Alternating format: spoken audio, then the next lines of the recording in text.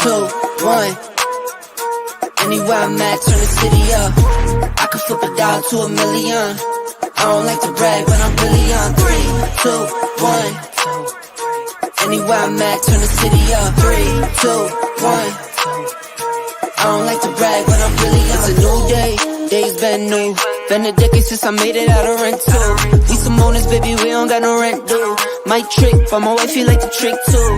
Merry Christmas, hey Saint Nick. What we want, get, we on wait list. How we got here doesn't make sense. Have patience, that'll make sense. 3, 2, 1. Anywhere I'm at, turn the city up. I can flip a dollar to $1 million. I don't like to brag, but I'm really on. 3, 2, 1. Anywhere I'm at, turn the city up. 3, 2, 1. I don't like to brag, but I'm really on. Picking up the slack, joining this prime way, I'm getting to the rack. I do what I want, when I want, where I want, no cap. Put in all work, now I'm getting to the back. 25-8, I got money on my mind. Live life great, but I'm always on the grind. Navy blue tank, I don't wear it for the time. Real hustler, baby, throw my rollie in the sky. Get ready for blast off. Ball pointing cushy, so you know it's berserk. Trevor on the mix, so you know we gon' work. I might leave in wine, find a beach and go surf. I'ma ride the wave till I'm out of this earth. 3, 2, 1. Anywhere I'm at, turn the city up. I can flip a dollar to $1 million. I don't like to brag, but I'm really on. 3, 2, 1. Anywhere I'm at, turn the city up. 3, 2, 1. I don't like to brag, but I'm really.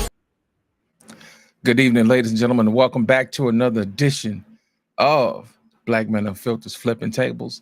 Black man is undisposed at the moment. He's with his family doing family things, and my name is Lit. Lost in Translation Podcast. I will be your host this evening. Before we get started, I'm going to go ahead and start bringing up a few people so we can get this thing going. But I want to recognize a few people in the chat before we get going. First of all, Lady D, welcome to the show. We also got Embrace the Grace in the building. A-Team in the building. We got Boss Man. Take heed to the message. Catalia in the building. Yes, indeed. The lovely Melania in the house. Yes, indeed. The intellectual soapbox. Welcome. Trey, Mr. I don't want to fold no clothes in the building. You know what I'm saying? What's happening, Trey? Of course, you know, Black Men Unfiltered is watching from the clouds. You know what I mean? And we also have marriage, politics, and sports. I'm going to go ahead and start bringing everybody up. Y'all know him. He has his own channel. Y'all put y'all hands together for the one and only Easy Bands. Yes, sir. Yes, sir. How are you today, sir? I'm well, Lit. Good to be here. I am so happy to be here. Happy to be here with you, man. Salute. Indeed. Glad you're here, man. Thank you for joining us one more time. Next, we're going to bring up a lady from around the way. Y'all know her. She's from New York. Put your hands together for the one and only Embrace the Grace.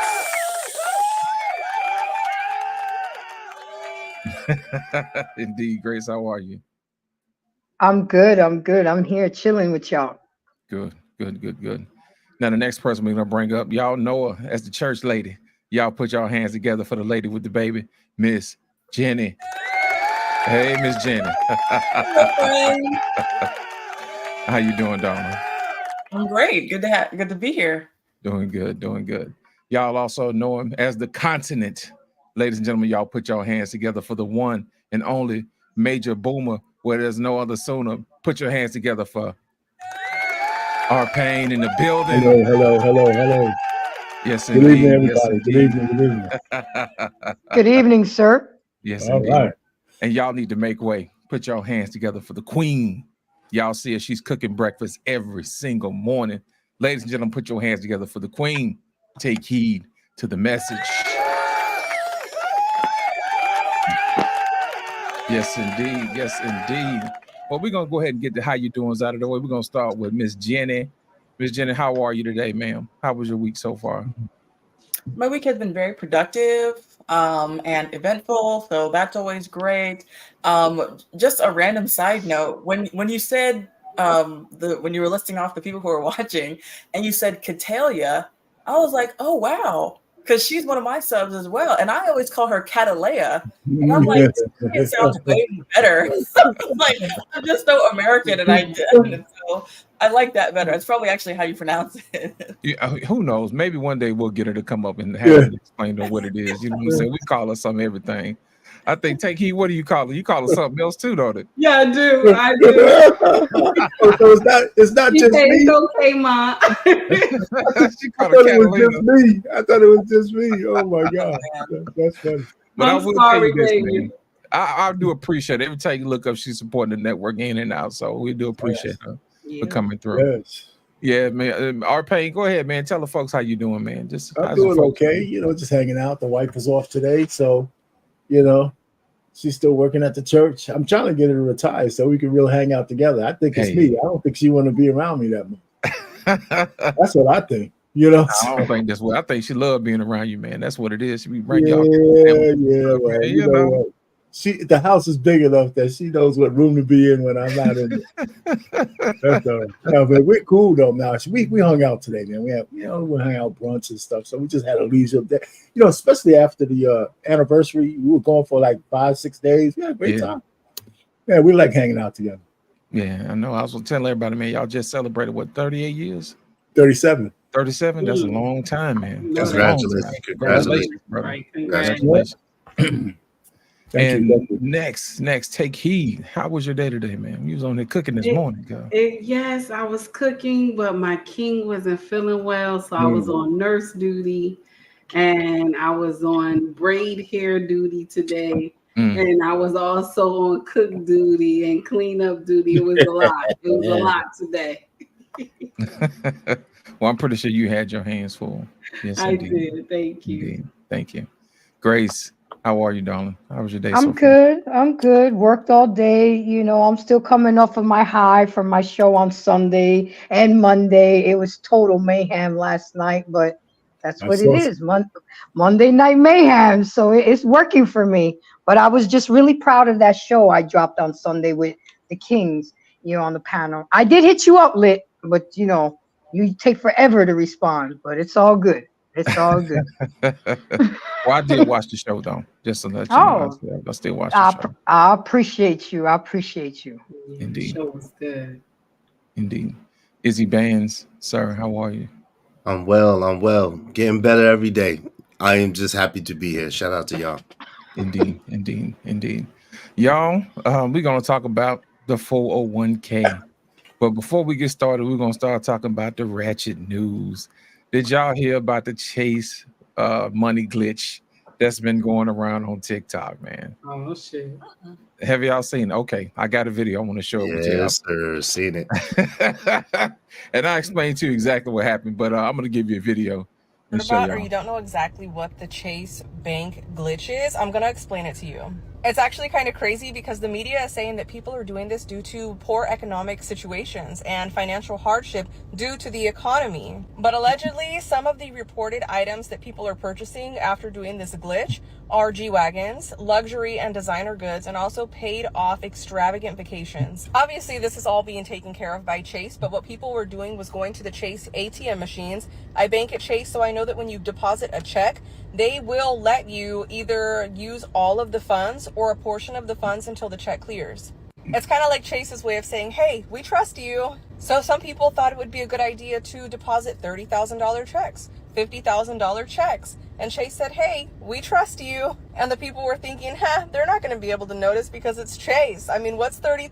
$50,000, no big deal. Because Chase's system hasn't caught on to the fact that these checks are not good. They had this available money inside of their bank account. That's when they went and made these extravagant purchases. The checks are not going to clear in just a few days, and that means some serious shit is about to go down for these people. Not to mention, the check was written by them for themselves. It's not like they were using somebody else's check. Where did they think this money was just going to come from? And I guess that's a part of the glitch. Because the story is still unfolding, like currently, within the next week or so, this tea is about to be so piping hot. Ooh. Wow.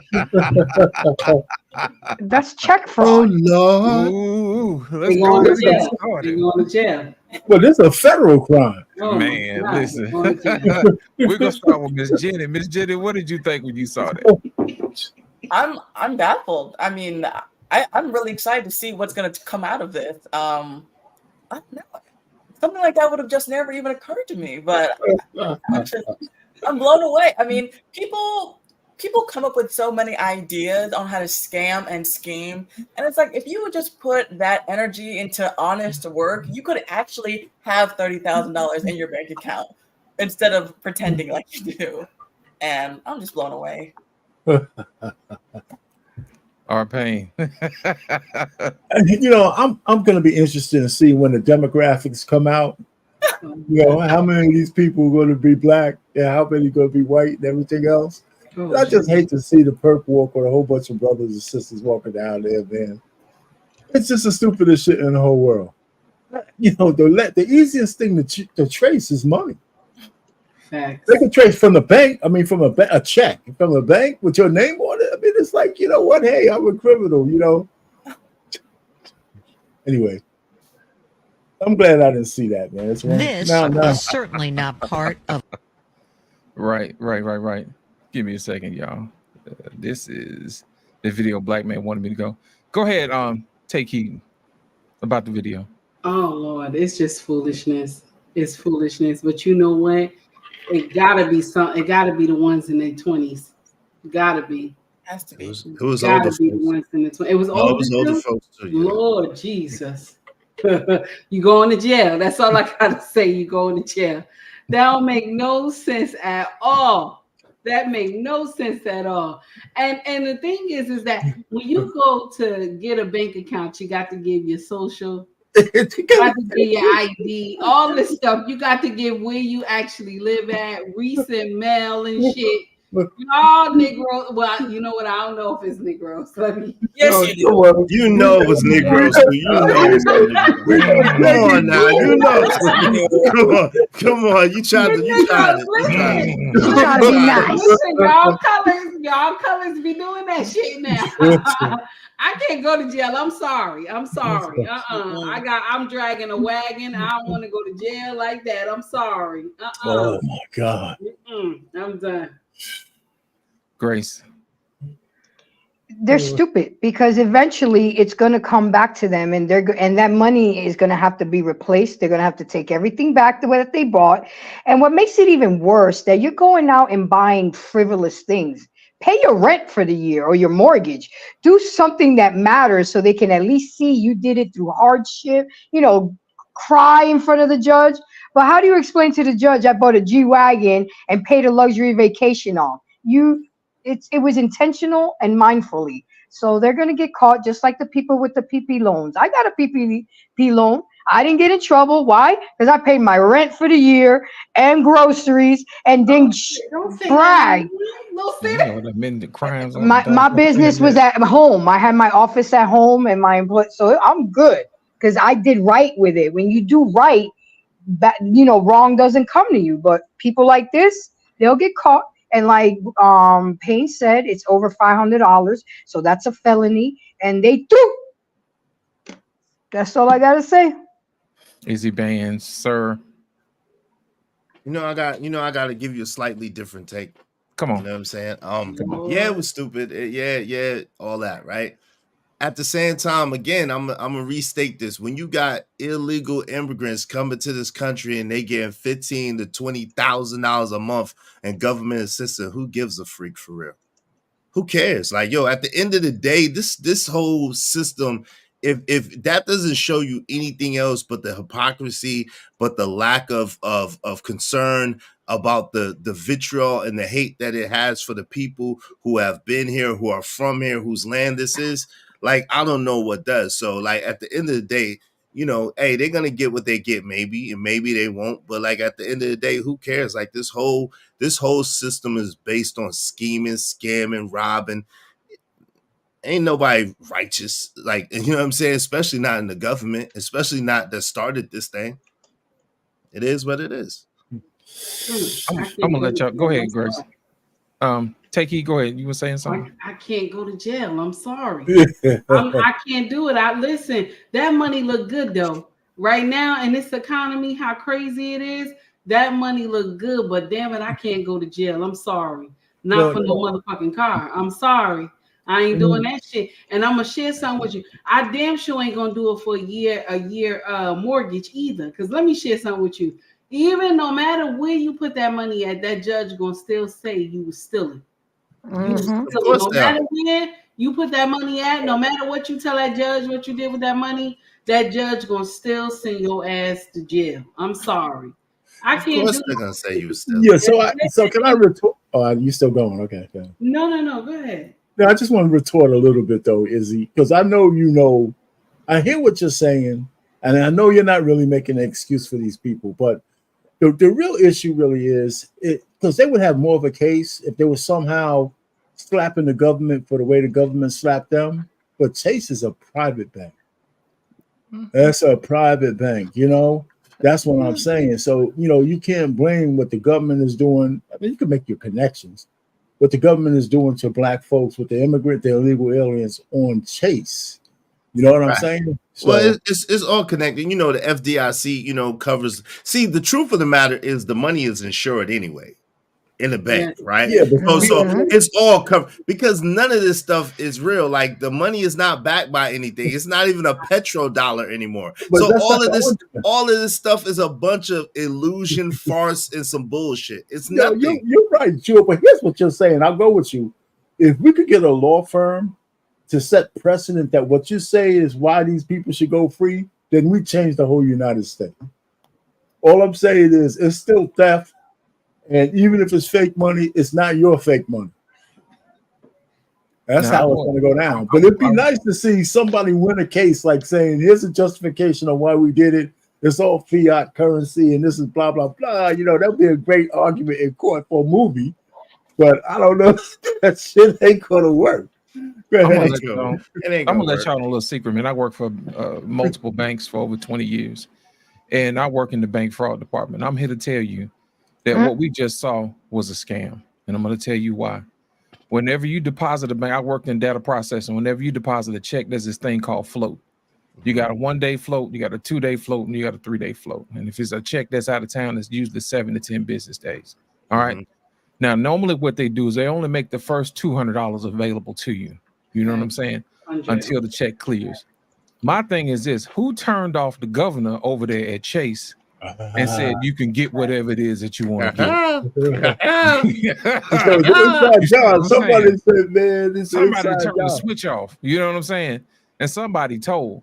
Now, I will tell you this, man. If I wanted to catch a whole lot of people and throw them in jail, I would turn the switch off and then nudge somebody and say, hey, man, go in there and get what you want. Of course, they're going to tell it.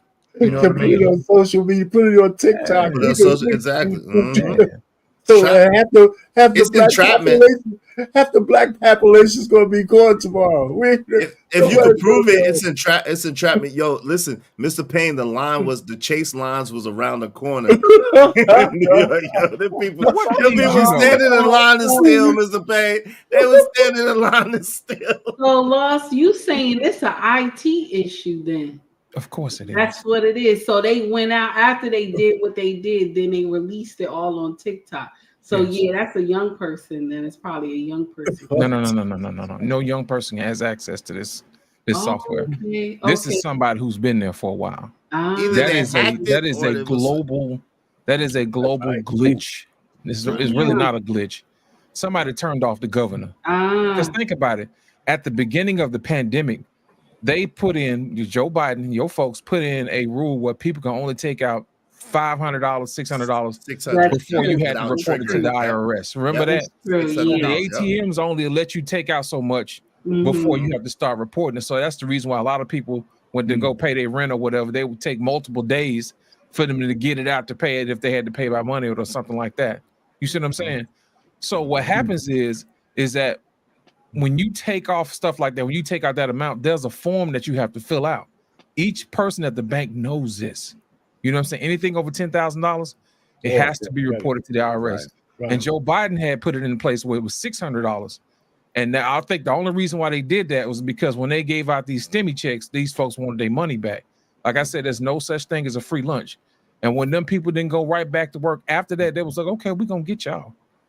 You know what I'm saying? But you know what, Loss? It sounds like something is much worse than that, because check this out. Bank of America, right? If you deposit a check, they only give you $100. Right. They only give you $100. TD is like that too. Right. So that means somebody did some chucking and jiving to Chase, and that thing has. The thing is, after the pandemic, right? I mean, I'm sorry, after C-19, right? They had to go back to what they used to know after C-19 cleared. So that means somebody did do some chucking and jiving in here to make that stuff clear out like that. Because how could a bank clear out a check that big like that and just give them the money? That's nonsense.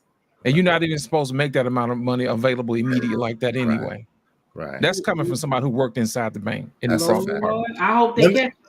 Let me ask you a question, Lip P. How true is it that that the Congress passed for American citizens to be able to have access to billions of dollars through the bank? Is that a true thing, or is that just something that's floating around the internet? That's just something floating around. So there's no real bill pay measure. Now, what I will say is that a couple of friends of mine did have their student loans forgiven to the tune. Of course, I know a few people that did too. Yeah. One just got 100 and something thousand. The other one just got like 90 something thousand of student loans forgiven.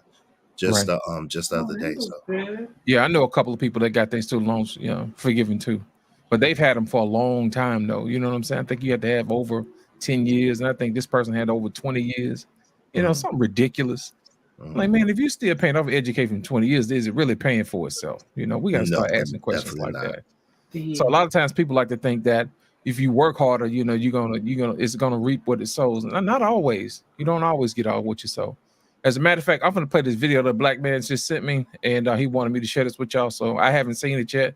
So I'm pretty sure it's a reason why he sent it to me. So if y'all don't mind, I'm gonna go ahead and bring it up. And I'm pretty sure it leads into the conversation. Gessick's retirement plan. This is certainly not part of Larry Gessick's retirement plan.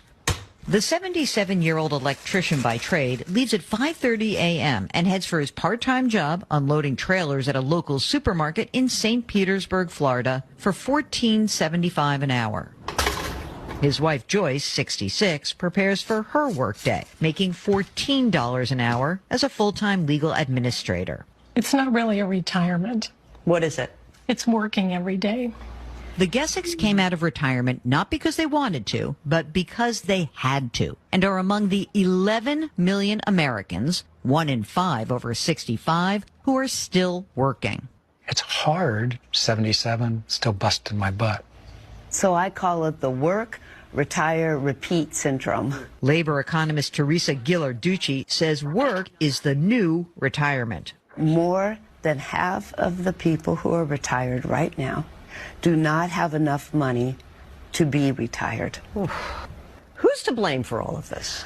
I blame policymakers who experimented with our retirement system 40 years ago, and they are not saying the experiment failed. That experiment is what we know today as the 401k, named after part of a 1978 law that offered companies an alternative to the traditional pension plan.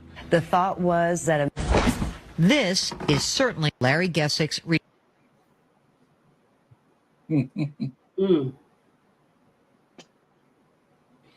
Poor Larry. Poor Larry. You know what? I'm finna bring in somebody who knows a little something about some monies. Ladies and gentlemen, put your hands together for Mr. I don't want to fold no clothes. Trey in the building. What's happening, Trey? What's good with y'all? Talk to us about this money, man. What's happening, man? What'd you think about the video, man? I'll let you kick it off, man. I don't feel bad for him. He was frozen for a I mean, second. why would you trust the system? Why would they ever have your best interest at heart? I'm gonna tell y'all a real quick story, and I'm gonna get off, right? Because I want y'all, I'm sweating, so it's working out. But let me tell y'all something. When I was in the academy, they bought a bank in, like a credit union, to like get us started and basically to get all the young officers money. Put your money with us, because you know banks, they invest your money, right? So we know that, right? And they had these retirement programs, and I'm reading, and I'm looking at the interest rates, and I'm looking at how long they want to lock your money up and all this, and I'm reading it, and I'm like, I'm not doing this, right? And so the lady, she's a nice lady, she's walking around, and she's like, oh, she's like, you know, you didn't fill out your paperwork. I was like, yeah, I'm not interested. And she says, why are you not interested? I said, because y'all robbing them. I said it loud too. Y'all robbing them.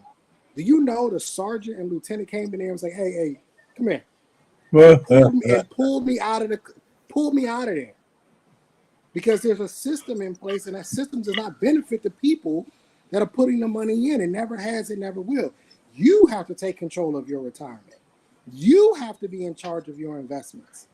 You put your money into a 401k and you have a 2008 situation and everybody's losing money because you're not paying attention. You have to be in control of your own retirement. I tell people all the time, you need to start looking into dividend stocks. Dividend stocks might be a better avenue for a lot of people, but they don't want to go that route.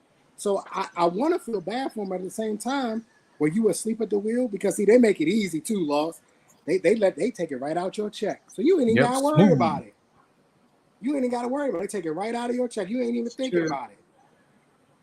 Right? Whole time they're investing your money. Anybody ever ask if they take your money and they invest in Coca-Cola, and every 3 months Coca-Cola gives a dividend, where your money at?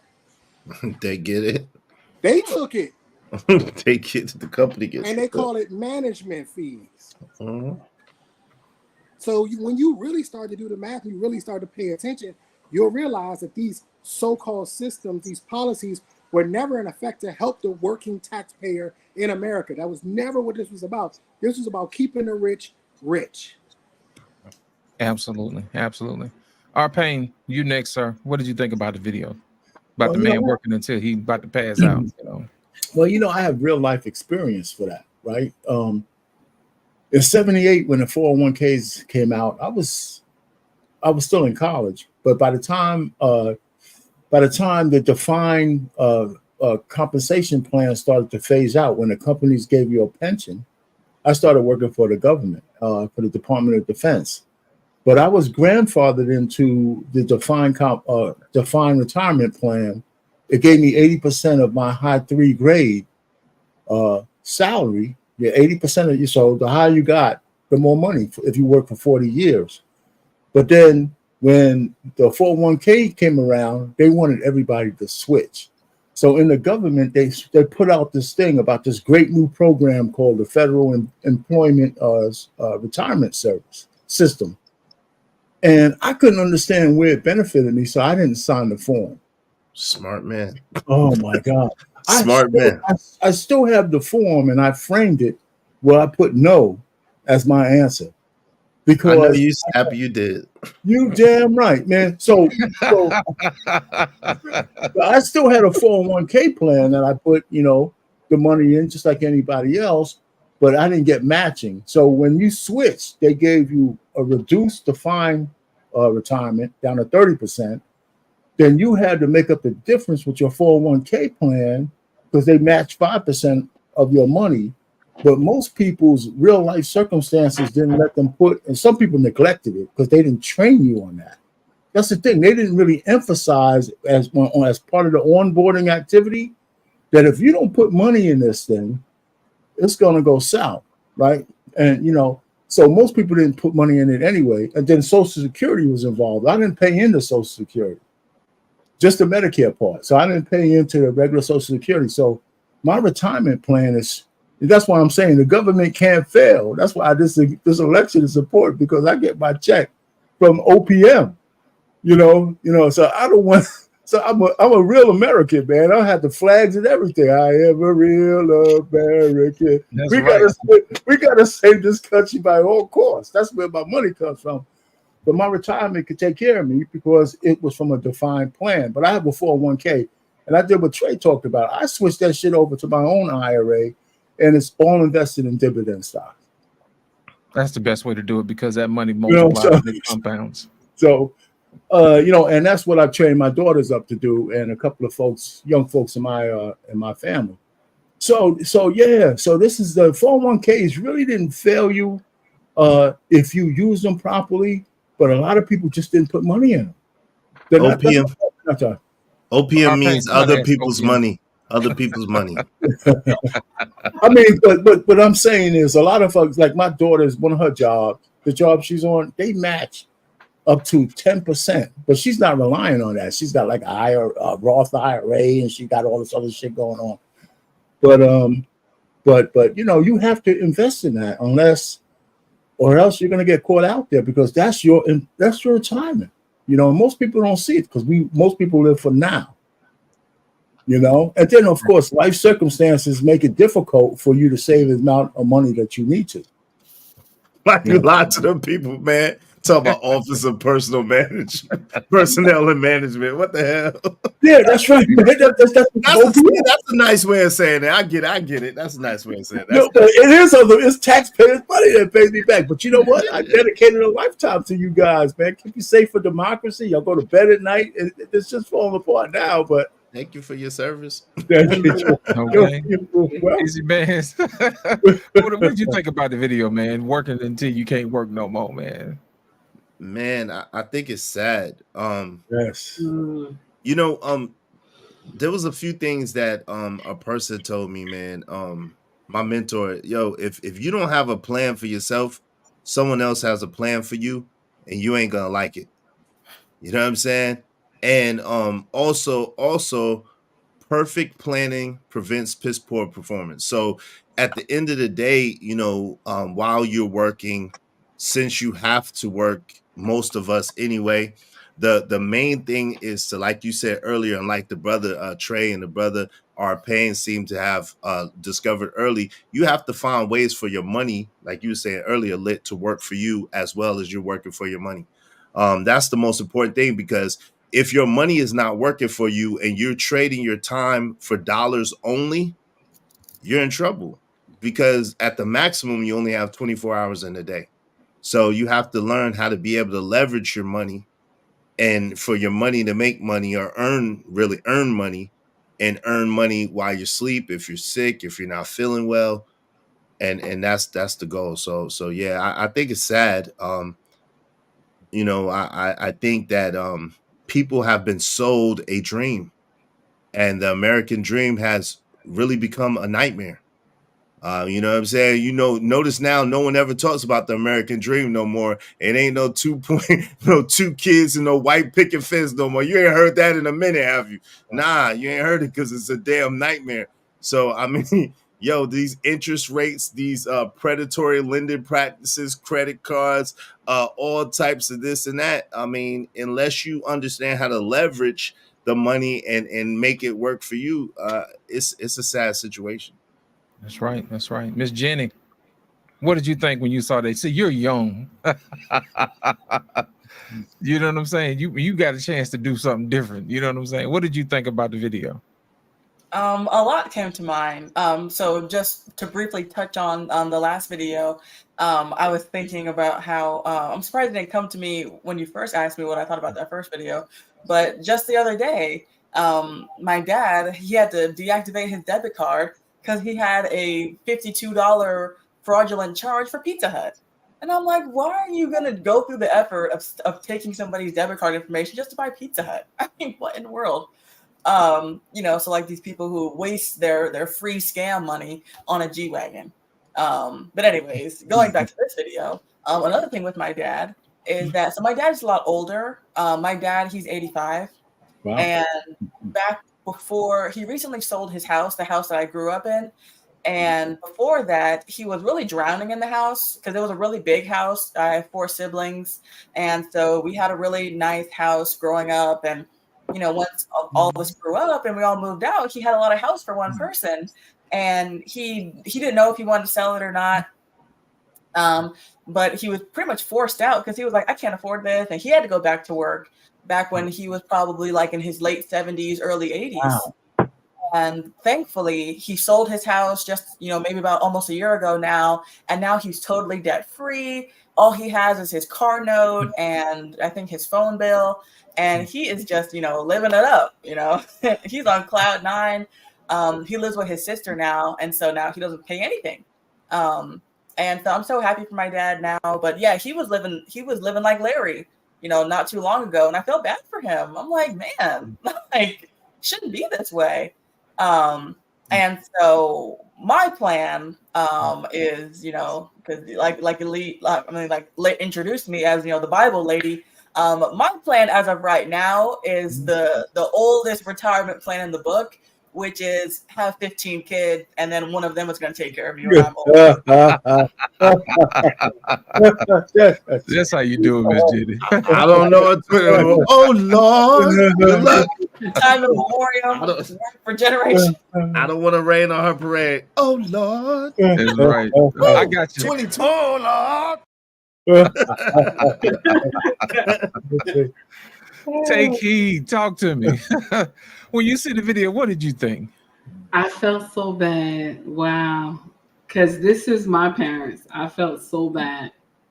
My mom, my mom is mentally ill and she can't take care of herself. My father is ill as well, and he can't take care of himself. He barely gets by and he struggles a lot. But I remember when me and my king first got married, he told me we will retire in Nigeria. We won't stay here in the States because we won't be able to stay afloat. I'm looking at your parents and I see the writing on the wall. So my king built a home in Nigeria.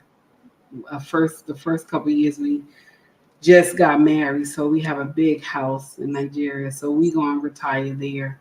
And we're going to take our business and just open up something down here. And probably a shopping center, because you could buy stuff down here. Our money like triples like crazy in Nigeria. So we just gonna go and retire. Whatever we got, we're gonna take with us. And the kids gonna be grown. So we just gonna live it up in Niger, and that's it. Because we already made plans. We already have our house built. So that's the retirement plan for us. Yeah. That's what's up, man. You got a husband that's looking out for the future. He done looked and used his vision to look into the future and say, you know what, I'm gonna set something aside for my people on another continent. I love that though, because you want to know why? I always tell my king, like, it's gonna be hard because when we travel home, I always feel like the outsider. The kids be like all easy with it, but I always feel like the outsider. And my king told me, you are Nigerian by touch. So I always laugh, but that's the plan, that we're going to Nigeria, because you could barely live here. Like the house we live in right now, when we bought this house, it was 225. This house right now is 554. Three bedrooms, 5 baths. I'm sorry, 5 bedrooms, 3 baths right now. And this house is expensive. It's crazy. So we sold this house right now. Whoever get it, gonna pay at least $4,000 to $5,000 a month, and that's crazy right there. Right. But nobody listens to the experts about housing crisis. Nobody listens to that, and now people still trying to buy houses in this economy right now. Can you imagine? I'm done. I'm finished. No, you good. I appreciate that. Grace, video. What do you think? I think it's sad. I know exactly the grocery store he works at because that's my part-time job. What? And I've been there 10 years and I keep it because of the stock that I have at that company. That's going to be my retirement. I do 2 days a week. I'm trying to get it down to 1 day a month when my YouTube pop off. I got property in DR. Thank God for my mom and dad. So I have my backup plan. If the shit hits the fan here, my passport's on standby. I'm out. And the job that I do now, I can literally take and still work in DR because we're remote. So I dabble in stock, but the video is sad because once again, the government lied to us. And we believe so much in the government to take care of all our affairs that's the problem. We rely on him to take care of our issues, but we won't rely on each other. Because at the end of the day, that's who's going to be there in the trenches, not them. They're going to be in their bunkers, well off, still eating good, while we out here scrapping, and we need to unite now. But we won't. Mm-mm. We won't, because a lot of us are selfish with our knowledge. A lot of us don't want us to come up. A lot of us have the crabs in a pot mentality and don't want people to come up. And that's why I say, women, make yourself useful, because when the day happens and you have no use for the tribe, you will be kicked out the tribe. So, you know I'm going to be the one cooking. So y'all men can do all the hunting. Just bring all the water buffalo, everything over. I'll season it up and cook it for y'all. I got y'all. Okay? But again, we got lied to, and we just need to start doing our own research, learning for ourselves. Absolutely. Here's the thing. There's always the upfront view of what they tell you, and then there's always the back end, what really happens. I got a video that explains the front end of the business, and also got another video that explains the back end of the business. This is what they tell you when you get the 401k, when you sign up, when they bring you into your little job. They ask you, well, what is a 401k? And then they give you this video. What is a 401k? All right, really quick. Company-sponsored retirement plan. Couple advantages. You take money out before it gets taxed. So that's gross dollars that go into this savings account for retirement. The other thing is, if the company has you vested, meaning you've been working there for a number of years, 1 or 2 years, they're going to match. You put away $1,000 a year, they're going to match $1,000 a year. It grows, and then when you're old, you get to pull the money out and spend it. Gotcha. Thanks. You know what? I wish it was that simple. I wish it was that simple. That's what they tell you on the front end. But on the back end, this is what really happens. This is what millionaires and billionaires know about the 401k. Out there, they go, oh, I have a 401k. Well, you've been sold a bill of goods, sweetheart. Unfortunately, he's right. Even the creator of the 401k has called it a monster that should be destroyed. Meanwhile, so many Americans are sticking their cash in this prison where they literally can't touch it, can't do anything with it without huge penalties. And they don't even realize there's huge fees associated with these plans. And they're deferring their taxes, which is terrifying because our country is $31 trillion in debt. I'm willing to bet taxes are going to go up. Fortunately, there's a premium strategy that used to only be available to those with a $5 million net worth that now is available to everyone that qualifies. This strategy allows you to access your cash at any time, gives you a tax-free retirement income that is projected to produce 3 times more than traditional accounts. If you're ready for this strategy, text READY to 30500. All right. Yeah, but that's what is that's what they tell you in the back end. You know what I'm saying? That's what they don't tell you in the back end. Also, I got one more video. This is from other people who have talked about other people with the 401k. A lot of money in my 401k. Okay, I'm sorry for you. Why do you feel sorry for me? It's a way to put money in without paying taxes on it. It's a way for you to be trapped for 30 years. Well, you can pull it out when you're 63. How old are you right now? 50. 13 years from now, will taxes be higher or lower? Higher. You will wish you would have sold them when you were 50 because you'd pay lower taxes, dude. You don't pay any taxes when you pull out money out of your 401k if you wait until you're 63. When you start using that money, you're going to pay taxes, bro. You weren't charged taxes while it sat there. What's wrong with you? You're not. IRS allows penalty-free withdrawals from retirement accounts after the age of 59 and a half. Penalty-free, not tax-free. So they're going to charge you a penalty. They're going to put handcuffs on you to sell it before then. But dude, when you're 63 years old, when you start withdrawing, you're going to start paying taxes at that point. Yeah, you're right. 401k withdrawals are taxes in. Exactly. That's what they don't tell you on the back end. Trey, is he telling the truth? Yeah, he absolutely is telling the truth. By the way, those two people that you showed the video, one is Robert Kiyosaki, Rich Dad Poor Dad. You should have read it. Right. And the other one is Grant Cardone, the 10X guy. Right. You can go either way with him, right? But both of them understand money very well. That's one thing for sure. They both understand money very well. And the one thing that they both agree on, they don't agree on a lot together because I've seen their podcast together. They got into it. But one thing they do agree on is taxes. Right. And how to not give them. Listen, you have a fundamental duty as an American citizen to not pay taxes. I'm going to say that again. You have a fundamental duty as an American citizen to not pay taxes. It is your job. It is your right to find every which way you possibly can to not pay taxes. If you look at the tax code, it's a big old book full of things. It ain't but that much in it that say what you can't do. Everything else in that book is telling you what you can do. You're not supposed to do this stuff. So that's why when they gave Trump this hard time about paying taxes, I'm like, well, y'all wrote it and y'all benefit from it. He just exposed y'all. That's all he did. But we already knew it anyway. Anybody was up to it. At the end of the day, Grant Cardone and Robert Kiyosaki are trying to get you to understand that the way the American system works is if you make the money, you're going to get taxed on it. If you spend the money, you're going to get taxed on it. If you invest the money, you're going to get taxed on it. If you withdraw the money, you're going to get taxed on it. If you save the money, you're going to get taxed on the interest. We are working. That's just the economy we live in, which is everything, every which way, they're going to tax your ass. That's how it works. So what you have to do is find a way to not only beat the tax situation, but you have to find a way to beat inflation and beat the cost of living and where you live at. If you can beat those three things, you're doing all right. Right. So I'm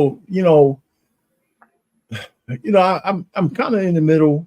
I don't hate the 401k, but if you know how to use it, I would vote against maxing it out, but I wouldn't vote against having it at all, depending on how your tax strategy is, because it is something you can't touch for a long, long time. Then they came up with the Roth IRA. I don't know if you're going to get into that. That has some merits because it's regular money. It's already taxed. So when you start taking that out, it's tax free.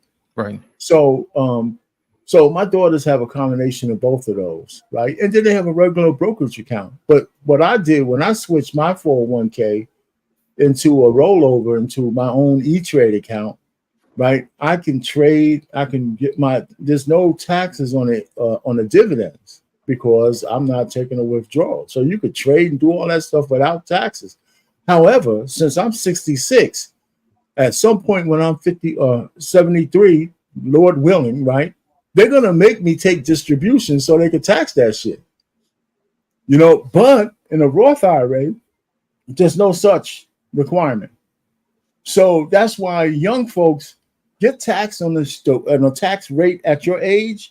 Because if you blow your Roth IRA up and you make a couple of millions of dollars with good investments and dividends, when you start taking distributions of 59.5, it's tax free. And then there's no mandatory minimum at all because it's tax free. So you already paid your dues. So there's strategies like Trey said, that where you don't want to pay taxes.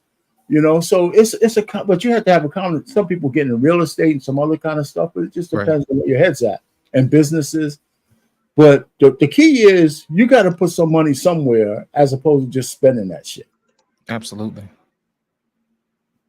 Izzy Bands, what did you think about the video, bro? I think he's dipped. Yeah, he'll be back. Jenny, what did you think about the videos? I'm learning a lot. I mean, I guess as most of you guys know, I'm a housewife, so I don't really work. I do pet care, but a lot of that is through cash.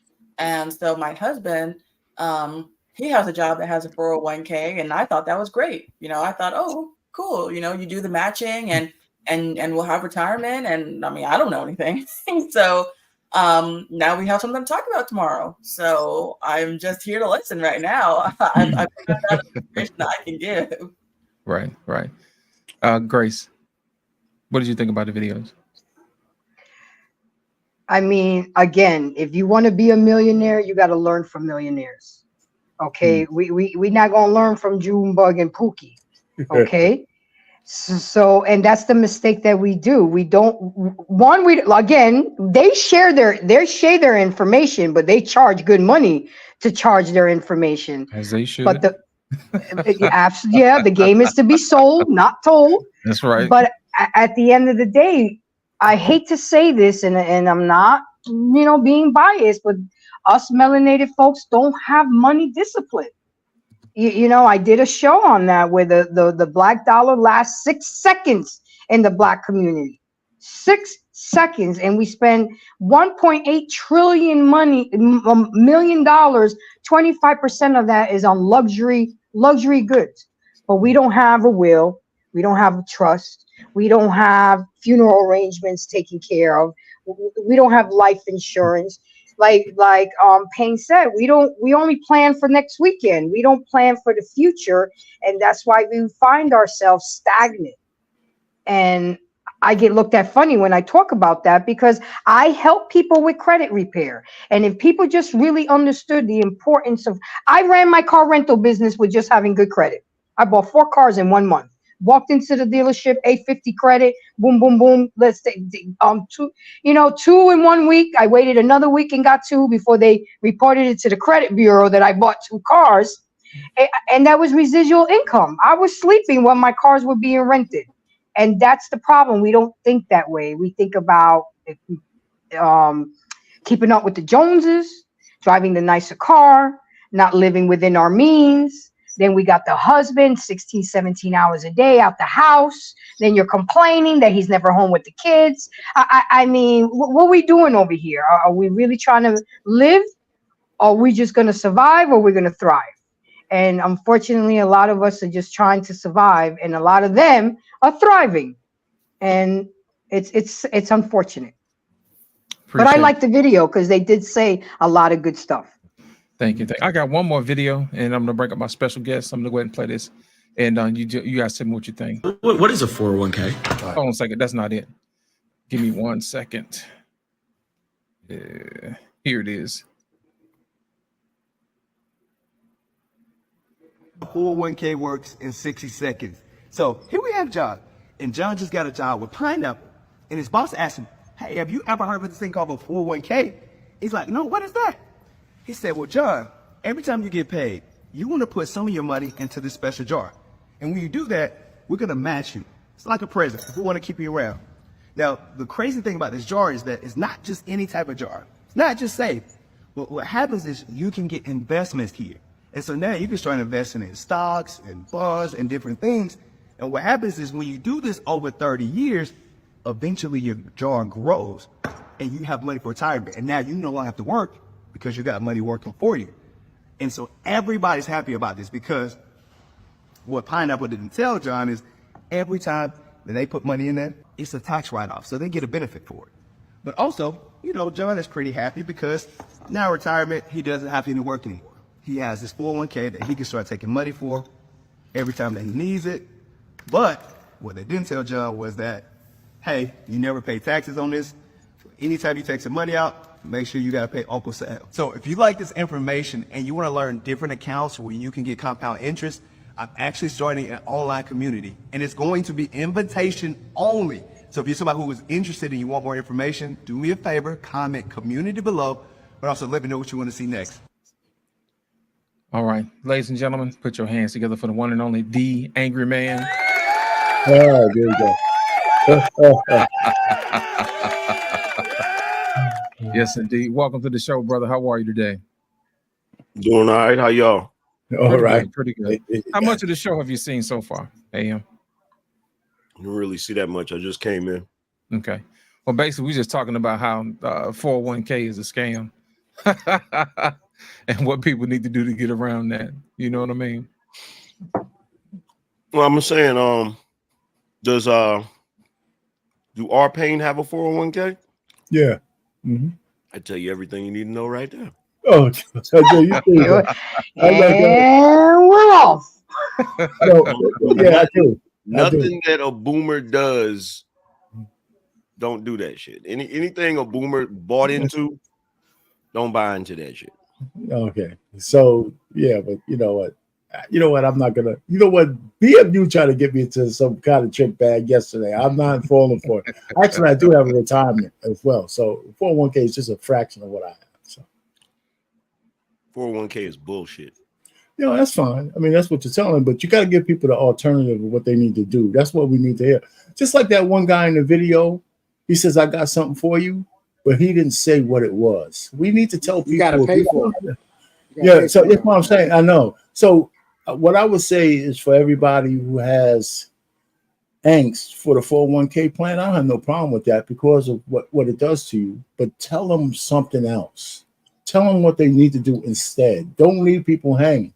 Let them know what they should be doing. This is what they need to do. There you go. They need to make more money. And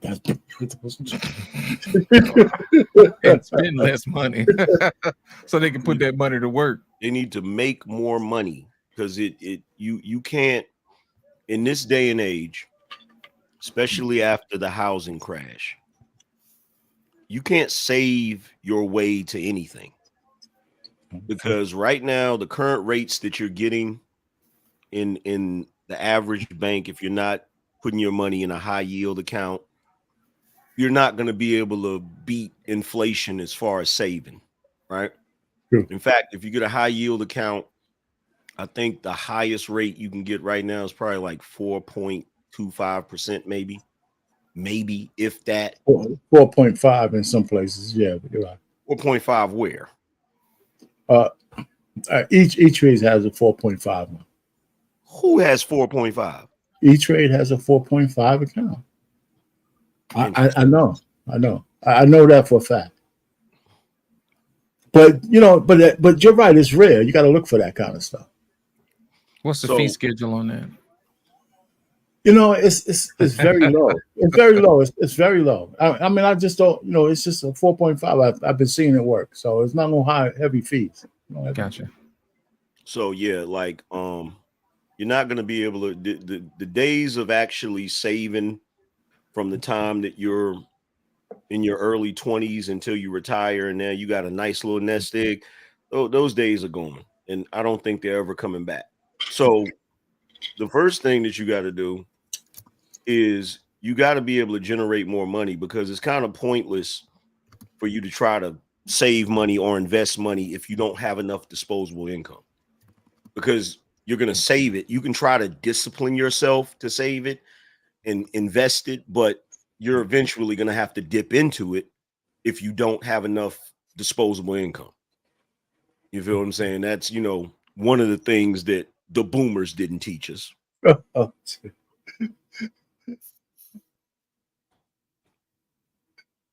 You got boomer envy. You got boomer envy. Boomer envy? Go ahead, angry man. Forget it. Boomer envy is like saying happy STI. Like those two things don't go together, bro. That's man. Okay. I should have said that. I don't want to get you started, man. I was just watching your live, man. Leave us alone, God damn it. Now you can get a higher rate. You can get a higher rate of return if you're into crypto. If you're into crypto and you get a specific type of if you get a specific type of coin, you can stake whatever you have. You can stake a certain amount of money in it, and you can actually get a higher rate of return on that. But there's some issues in New Jersey. If you live in New Jersey, have some issues with that. Well, it depends on which one you mean as far as just the state that they're in? Yeah, New Jersey has some shit about that, man. I mean, at the end of the day, that's their fault for living in New Jersey in the first place. I'm a boomer. I'm in New Jersey. That's two strikes. I'm lobbing you the third ball, man. Okay, so first of all, R-Pain, let's just go ahead and clear the air real quick, bro. There are people that are trying their best to escape New Jersey. Hey, wait a minute now. I'm from Jersey too. The entire population, in fact. Okay. Oh, please. So let's stop it. Let's stop it. Let's go. Trey, you saw the video, man. When have you ever heard somebody say, I have never in my life, I've always seen I love New York shirts. I've never seen an I love Jersey shirt in my life. I've never seen that. You see the hate? You see the hate, Pain? We from Jersey? No, there was this one episode of Jersey Shore when I think they made those. Let's try not to encourage them. Let's try not to encourage them. Let's move on. Trey, you saw the video, man. What you think? I was I was stationed at McGuire Fort Dix, Joint Base McGuire Fort Dix. New Jersey's a shit state. I couldn't wait to get out of there. It's true. Hey, don't come to my lives no more. Don't come to my lives no more, sir. I was there from 2000. I'll block you. The end of 2007 to 2010. And when they gave me orders to go to Turkey, I was on the first fucking plane out of there. I couldn't wait to leave. But anyway, look, I think most people know 401ks are shit. And, listen, at the end of the day, our pain is saying, well, we got to tell them different. Why don't you do some research? Like, why don't we as a community have a thirst for knowledge? Right? Like I wasn't taught about investing, taxes, or credit growing up. None. But I had a thirst for knowledge. I wanted to know more because I was watching other people who were doing it. I wanted to know how they were doing it. How are y'all doing this? A thirst for knowledge? Yeah. Niggas don't read. I know. So one of the issues we need to address is why the mentoring that I do, I capped it at 18. I don't want to deal with none of y'all adults. I only deal with kids because there's still a hunger to want to learn there with them. You deal with adults, most times I think they know it already. You know so much, but you still working a 9 to 5. I don't think you know as much as you think you know. Right? You know what I think it is, Trey? My goal from the moment I got out of the military was I wanted to be done working by 40. So that means I had to delay gratification a lot. That means that I didn't get to go out. I didn't get to spend money the way I wanted to. I didn't get to hang out. Didn't get to buy the clothes or the car or the really nice apartment or house that I wanted to. I had to do a lot of things, right? And I made some good investments, Tesla being one of them. I made some good investments along the line, right? But at the end of the day, we're not doing enough for the young ones and teaching them about money and investing enough so that they understand. They got all these games of Monopoly. How you not playing Monopoly with your kids? You got all these games that teach them about investing and learning about money, but we don't want to do it. And then we get upset. We get upset because we feel like the government tricked us into a 401k. No, you just didn't do your work. This is all they got to do. Any young person that's watching, if you're in your early 20s and you're working, all you got to do is go on your phone, pull up an app called Vanguard. Download Vanguard. It's good. Go in there and get you a S&P 500 ETF. You can get the total stock market ETF, or you can get whichever one you want to pick, and just put $100 in there every time you got an extra $100 and don't touch it. And I guarantee you'll get anywhere from 8 to 10%, 12 if you're lucky, over time. You just got to put it in there and not touch it, and just let it sit, and just keep adding to it. And before you know it, you'll have a nice little nest egg that you don't got none of those freaking restrictions that come with a 401k or a Roth IRA or any of that stuff. Not to mention it's liquid. You know what I mean? You can get to it like you need to. Miss Ginny, that sounds familiar. What we talked about backstage, don't it? No, see that, but what Trey said and what Angry Man just said is what just point people in the right direction. They do need to do their own research. So I don't have any arguments about that. But yeah, I'm just saying, in my family, I don't, it's so incredibly hard to get Black folks to actually think about investing their money, even a little bit, that $100 like I was talking about. So I try to get to my nephews and my nieces who are just starting their jobs, and I kind of bypass their parents to say, listen, you're just starting to work. If you're going back home, here's a couple of things you could do while you have the grace of being in your parents' house, because they're probably not going to make you pay maximum rent. So this is what you need to be doing. So it's one of those crusades that I'm on. I just to be honest, full disclosure, I don't tell them not to put any money into the 401k. I just tell them, just if you're going to do anything, just at least go to the matching and all the rest of it have investment that you can get to before you're 59 and a half, you know, and that kind of stuff. So, I mean, there's just a lot of different ways to do it. But again, there's pros and cons to almost anything you can do. And I think if one of those investments, a Roth IRA is a good one because it's already tax money. And if you actually grow one, you that tax-free money when you're older will give you the flexibility you wouldn't have just by taking distributions from anything else. Even the pension. Can I ask a question real quick? What? So let's can we talk from the standpoint if the system shuts down, meaning if we have another market crash, right? Because you know that's somewhat inevitable, right? So most of the investment instruments that we're talking about all depend on the market. You know what I mean? Yeah. So what are some investment or money earning, money multiplying strategies that do not rely on the market? What would y'all say? Crypto. In this day and time? Crypto. That's still crypto's still you know, yeah, I got crypto. Crypto is still, you know. No, it I'm gonna tell you like this. Crypto does funny things. Yeah. You know what I mean? I'll explain to you. Sometimes when the market is bad, you know, people look for crypto to hide their money. You know what I'm saying? It's a place where it kind of escapes inflation. You know what I'm saying? And a lot of times people don't pay attention to stuff like that. But I will say this, there are other investments that you can look at. And like I said earlier, it's too much to get into tonight. A lot of times people forget about stuff like futures.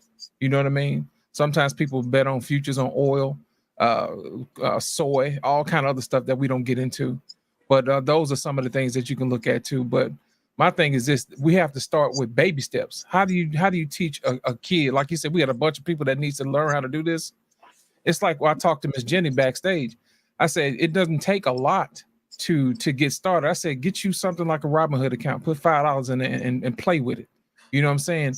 And just add money to the AM just said that. He wasn't even backstage when he just said what he said. So Miss Jenny, what did we talk about backstage when we were talking about starting out small and watching whatever it is that you're going picking a stock and watching it to learn how to invest?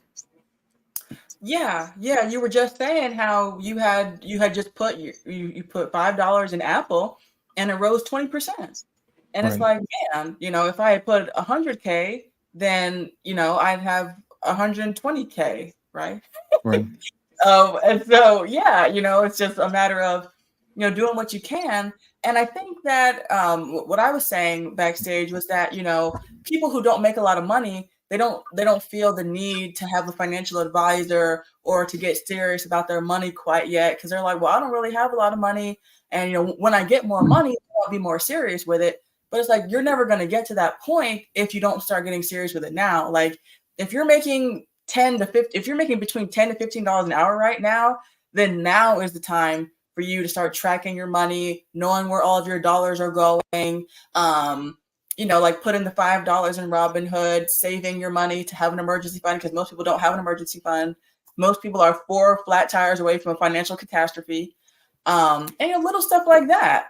And then, then one day you might actually get somewhere and be in a position to where you can have, a trust or a fund or whatever. But you just have to start somewhere. You can't just accept defeat and say, oh, well, most people are middle class and I'm like most people, so I'm just going to be middle class. And it's like, you could, but I mean, why just be complacent and content with mediocrity?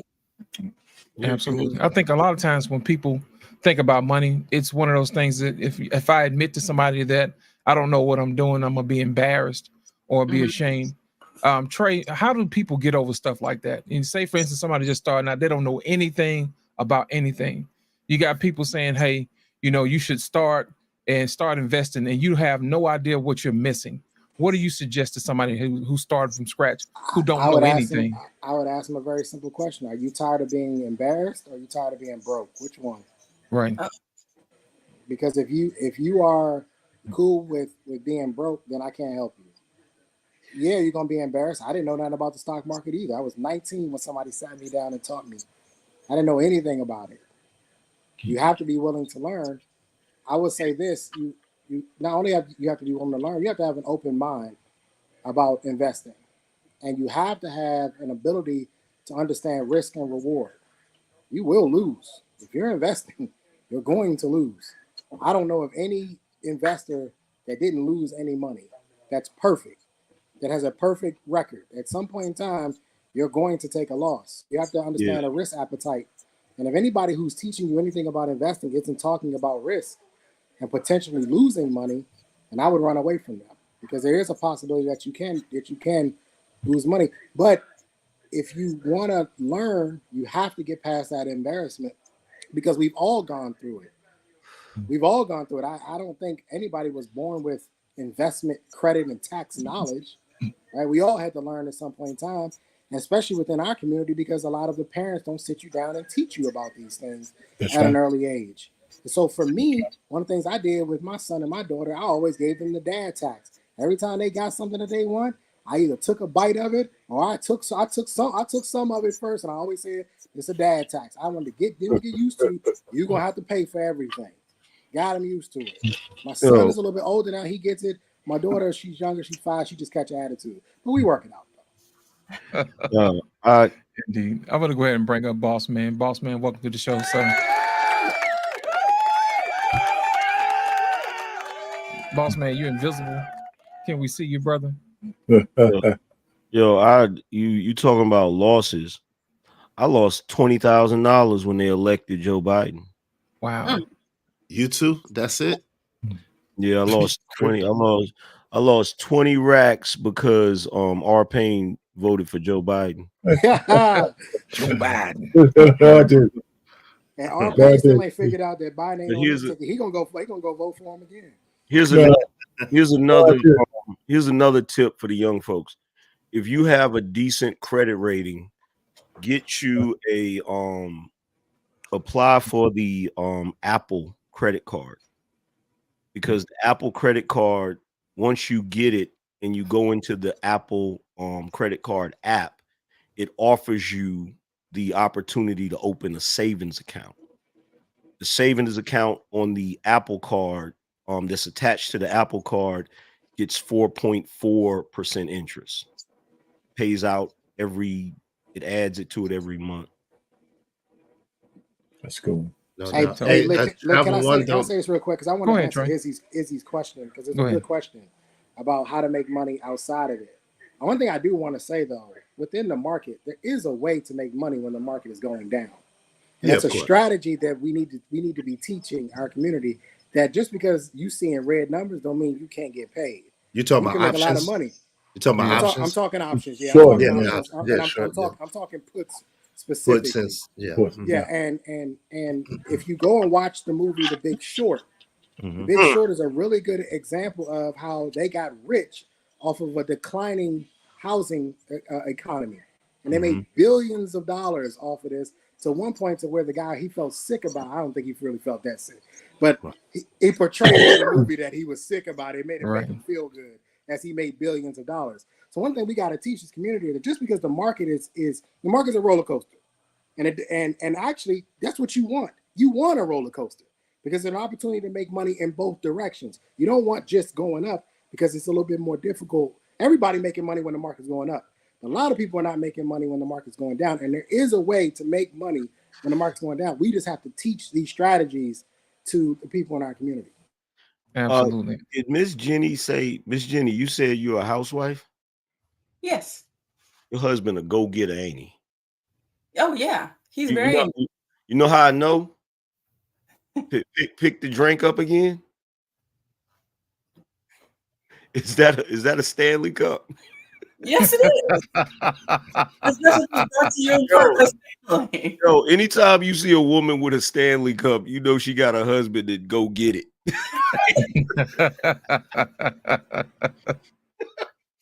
That's hilarious. We were just talking about the Stanley Cup backstage. I said I got the same one, the same color. That is hilarious. Hey, but Trey hit on something. Options is definitely, you know what I'm saying, something, but that, like he said, you got to do your research, you have to study, you have to know what you're doing and study and get into it. But yeah, that definitely is another way. What's something else though, where you can earn money, your money can earn money beside the stock market that you all know about? Whole life insurance. As an investor, I don't yo talk to me, man. Why do you like whole life insurance as an investment instrument? What do you think? I don't adhere to it, but I'm curious to what you think. Because whole life insurance, you pay into it, Mm-hmm. it gains interest. And you can literally take that money out whenever you feel like it. Are you talking about like a net 20? Are you talking about like okay, so I sold life insurance for many years, right? Yeah, but And so did you sell term or did you sell whole life insurance? both. Okay. But both. But the thing is, with life insurance, right? It Mm, depends. It takes a while. It takes a while for your money to mature to the point where you can actually quote unquote take it out, yeah. aka borrow against it, Yeah. and it's at a much slower amortization rate. Now, if you get into variable, you know what I'm saying, variable funds and all that, you know what I'm saying, that's stock market based. If you get into that But and you again, start, but see, that's a universal life policy. It's not really a whole life policy. with the whole life, you're putting money into it every month, Mm-hmm. and it is gaining interest, and you can take the money out, and you know how it works as far as paying the money back. Like it pays it back when you Pay your premium. when the policy when you actually use the policy. So like if you put in money into it and you took out, let's say you got a whole life policy for $1,000,000, and let's say you've been paying into it. You would, but see, that's the thing. You wouldn't have a whole life policy for $1,000,000. That would be a term life policy.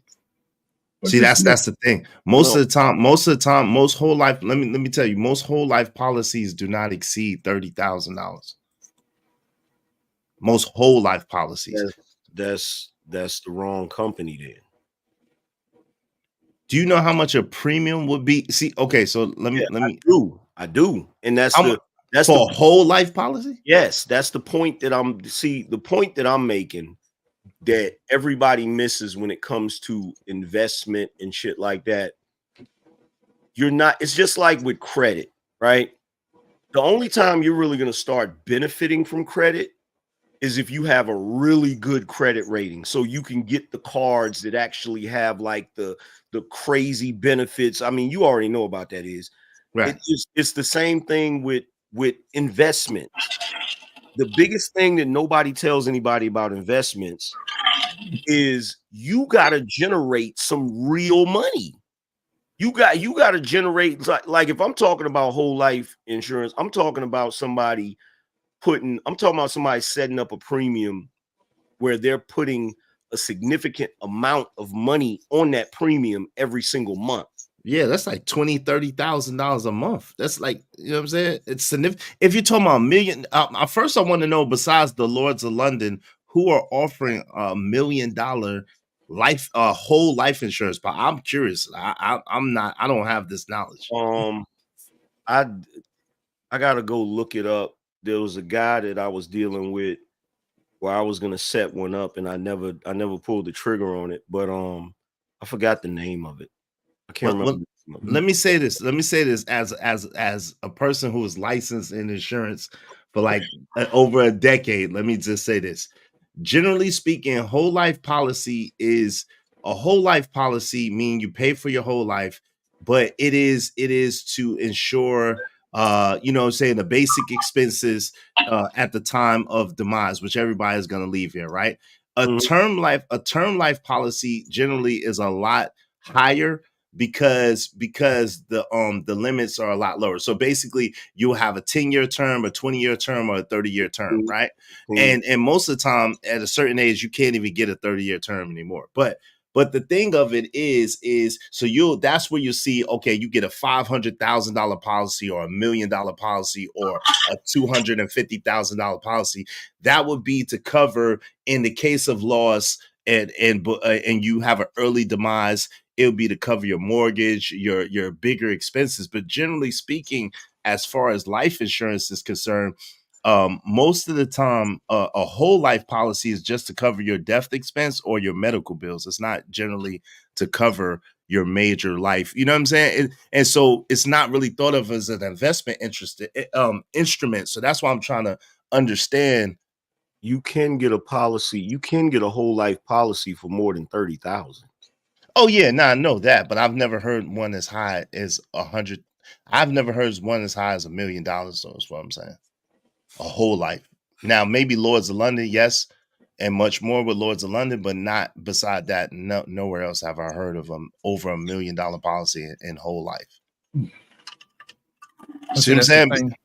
Go ahead. Go ahead. The premium, the monthly premium would be astronomical. It wouldn't even make sense. I'm being honest, it wouldn't even make sense. You know what I'm saying? Because you'd be paying so much into it.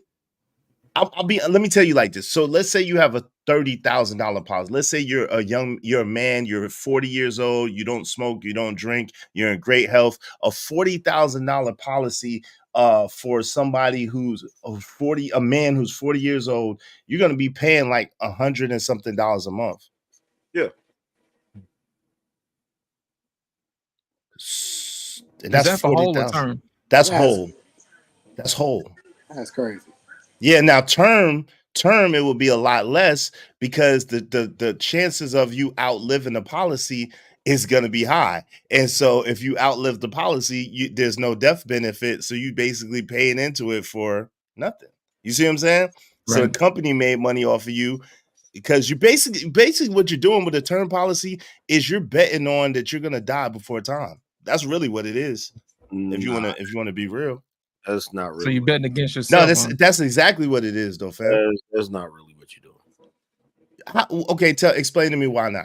That's a very pessimistic way of looking at it. No, it's not with term life. It's not. It's actual facts. It is. It's a pessimistic way of looking at it because it's like, okay, you outlived the policy.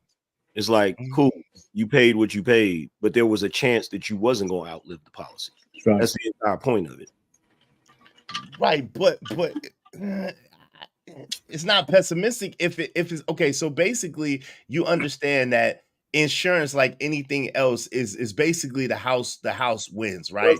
Now what they're doing is they're leveraging your mortality, right? They're understanding that everybody has an expiration date.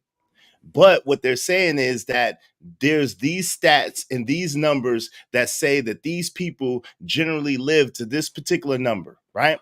And so what it is they're going to use the insurable interest, and they're going to use the fact that they know that you're going to perish at some point in time, and then they're going to leverage it to make the most amount of money possible and be able to invest your money that you put into it in order for them to make money, with the hopes that you live longer than the policy, especially with a term life policy. Let's just be honest.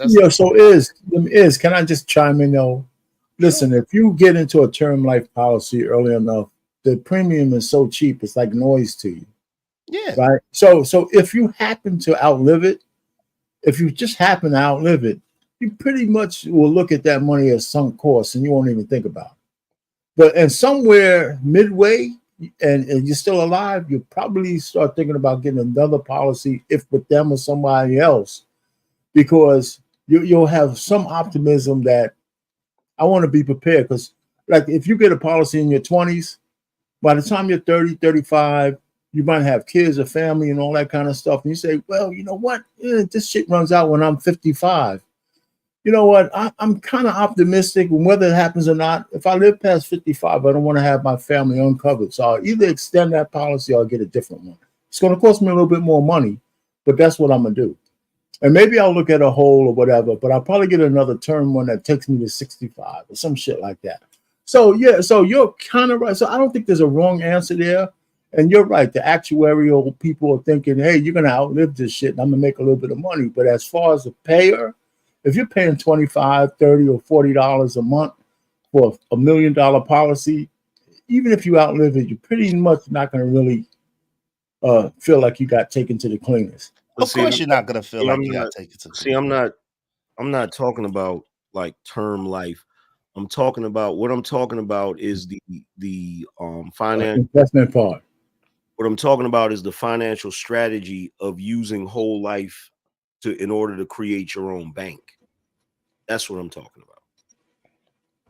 Yeah, I have a whole life on. I've heard of that in theory. I haven't seen it. I haven't seen it in practice because what happens is it's so strenuous as far as coming up with that monthly premium. When you're obligated to come up with more than $3,000, $4,000, $5,000 a month every month, you know what I'm saying? It gets a little hectic. In addition to whatever other bills you have, it gets a little hectic. That's not for somebody. It goes back to what I said before. You got to make more money. Gotta make more money. Exactly. You have to be in a position where you have thousands of dollars of disposable income, because this is when you're really in a position to where you can really invest where it really benefits you. Yeah, and even then, I think it's still a 2 or 3 year period before you can before you can borrow against your money. But yeah. It depends on what company you're with. The company, I can't think. I'm gonna find a name for you, but the company that I was dealing with, you didn't have to wait no 2 years. How long they said you had to wait? I can't remember the exact time, but it wasn't no 2 years. It wasn't even a year. Well, I mean, but think about it. If you, let's just say you're doing 5,000 a year, right? 5,000 a month. 5,000 a month times 12 was $60,000, right? At the end of the year. So in order for you to have a substantial amount of money to even borrow against, like, it's going to take time to accumulate. Even if your premium is $5,000 a month, you need at least 12 months to accumulate $60,000. You see what I'm saying? Of course. So generally speaking, what you're doing, if you're doing it for that purpose, of course you're going to have to accumulate money because you're trying to build your own bank. So of course you're going to have to accumulate the money. The point of it is to put yourself in a position to where, first of all, that money, there's benefits, there's tax benefits to that. Makes sense. I mean, it makes sense. And you're talking about a different level of affluence and wealth. Yeah, that's the end game. That's not that's the end game. When you're taking that money out in order to, like, okay, so you've accumulated money in there for a certain period of time, right? Now you got something you want to do where you want to, instead of you going to the freaking, you want to buy a car, instead of going to the dealership and financing it through a bank or whatever, you literally have the money at your disposal, and that money has been sitting in that account. You feel what I'm saying? The way it works is there's a certain amount. Once you start putting the money in, there's a certain amount that you can take out, right? So when you take that money out, that money's not being taxed the same way that your money's going to be taxed. That money's not taxed at all. So it's not like when you have another type of investment, a cash vehicle, where it's accumulating interest, and in the moment you take the money out, you created a taxable event, and now you have like a 401k or early 401k. So angry man. So if we could change the conversation just a little bit slightly based on that scenario, you have a brokerage account, right? Say you have $50,000 in it, but it's a margin account, and that margin account, you got $50,000 worth of stock. You're doing okay, but they give you can leverage $60,000 worth of margin based on that $50,000 you have investment, right? Or maybe 30,000, whatever it is. Yeah, Trey, like, you ain't gonna be able to do more. It's not gonna be more. But 30,000. No, they go out of business messing with you Negroes, Trey. They ain't gonna hustle that white man. If you have a margin account, they'll give you. Well, let me just finish. This. So now I made a mistake on the number. But let's just scenario. If you have a margin account, you'll have some available cash that you could borrow against your shares. Right. So again, if you use that money, I'm not saying even go up to more than 50% of what's available, but it could be less than that, right? So if you need $10,000, you can take that money, right, and you pay yourself back. There's no. That's not capital gains. Isn't there capital gains tax on that now? No, it's not. It isn't. No, it's not. It's a tax-free event. So, but they do charge interest. Yeah, they'll charge you interest. They'll charge you pay it back, or upon pay it back. To borrow it, they'll charge you, depending on the brokerage, they'll charge you maybe 5 to 10%. Well, 10% interest now. And see, that's the point. That's the point with whole life insurance. No interest. If you're taking that money out of it, You're taking that money out of it. It's not being taxed. And you literally don't have to pay it back, because when the policy is paid, the policy will pay it back. Gotcha. You see what I'm saying? So when you pass away, it's going to deduct whatever when it's time for that policy to be paid out, it's going to deduct whatever you took out over your lifetime, and whatever's left gets paid out. This is literally how these freaking these dudes back in the day, like the freaking Rothschilds and the Rockefellers, this is literally how they continue to maintain their wealth. They had trust too. They had trust too. But yeah, they had the damn whole life. They had, look, this is what they did. They took every one of the family members would get a policy like that they paid into. They would put that shit in a trust. You feel what I'm saying? So I can't break it down like right now. Nah, I got y'all. Know what you're talking about, but it's important. It's important for people to note that that's not a regular. I just want people to understand that is definitely not a regular whole life policy. Like you're not going to be able to go to your average everyday insurance company and ask for that program for whole life. You have to go to a specific type of company that provides that type of whole life insurance. Right. Can I You ask better this make question? sure you got the money before you walk in the Do door. they charge an interest for you borrowing against your own life insurance? No. Like, does the insurance company charge an interest rate? Okay. No. But there is a fee. But there is a setup fee though, because I told it's a setup fee. It is a fee. Of course, they charge you on the front end for free. Yeah, they charge you on the front end. I'll butt in there. So it depends on it depends on the policy, and Angry Man is absolutely correct. It depends, but it also depends on the policy, and it also depends on if you're borrowing against the living benefits or if you're borrowing against the death benefits. So death benefits, for the most part, is pretty much kind of like face amount. Pretty much, the death benefit is for the most part there for you when not if you die, but when you die, for the most part. Okay, it's just there. Okay. And you can pretty much borrow against it. And for the most part, if you borrow against it until it depletes, for the most part, when you die, it's just gone. However, the living benefits, if you get a whole life or a term life or the different types of fill in the blank in life, but the living benefits vary depending on the depth of your policy. Some living benefits, for the most part, will have you pay back the loan or the loan itself, but it's not taxed because you can't tax debt. That's what Angry Man was talking about, and that's how the Rockefellers and the Rothschilds and so on and so forth. That's how they accrue their wealth in the sense. Kamala's working on it. She working on it. Yeah.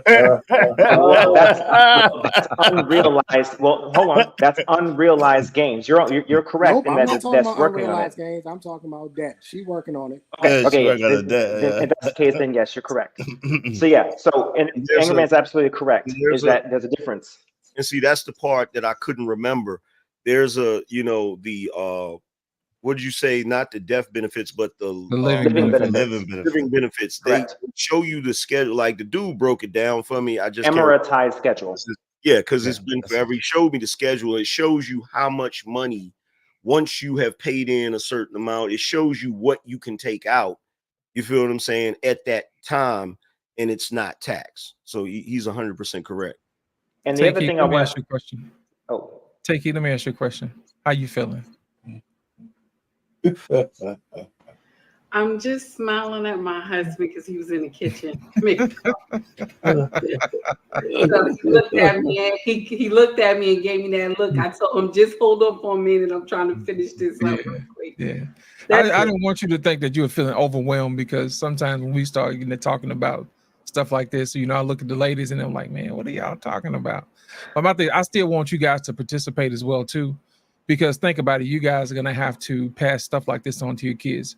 So that's the main reason I want you guys here to participate in stuff like this, because I don't think there's a lot of representation of ladies when it comes to topics like this and subjects like this. So I want to make sure you guys stay involved. Does that make sense? I like that, but you know what? I'm going to share something with you, and I'm not trying to be funny at all. I am not good with money. That's all right. My king is, thank God, my king is. I am not good with money. I get a whole allowance. Do you hear me? As old as I am, I get an allowance. This is what you get. Boom. Don't touch nothing else. Make it enough. And Okay. boss man, let me ask you a question because I'm trying to remember because it's like I wanted to understand how it worked, and I actually got linked up with this guy that was breaking it down for me that actually worked for one of the companies. I can't remember the name of the company, but the dude he was breaking it down, especially when it comes to, you know, the wealthier people back in the day. He was saying something about how everyone in the family would get that type of insurance and they would pay into it, and then if somebody they had it all in the family trust, so if somebody passed away or whatever, that money would pay out into the trust, and they just kept passing it down over and over, like for generations, and that's how they were able to, that was part of the reason they was able to accumulate their wealth. Two types of trust: revocable trust and irrevocable trust. What's the difference? Basically meaning that you can't change out, like, so irrevocable trust means once you have your trustees, you can't take out your trustees once they're already in play. So if you fall out with them and you have an irrevocable trust, they gain the benefit regardless. Yeah, right. That's basically what happens. And you can also put properties in these trusts as well. So I just bought, so my wife and I, we just bought this home here. It's a pretty substantial home. It's pretty substantial. And so I want to put it in. We want to put it in a trust to take it away from us and put it in a trust. This way, when we pass, because it is so it's a 6,200 square foot house, okay, and it's in the DMV area, okay, so you can get a pretty good picture. We can hear the echo. No, it's a brand new sound right there. Right. Yeah. Get all through the house. And it's on 3 acres. It's on 3 acres of land. So thank you. And one bit of information is that everyone in here, except for one family, all of us are Black, except for one family, and we actually bought pieces of George Washington's land here in Northern Virginia area. So and there's a graveyard with people's names on it in our yard, which very weird. Anyway, so with that in mind, wait. Pause for a second. You ain't gonna just skip past that.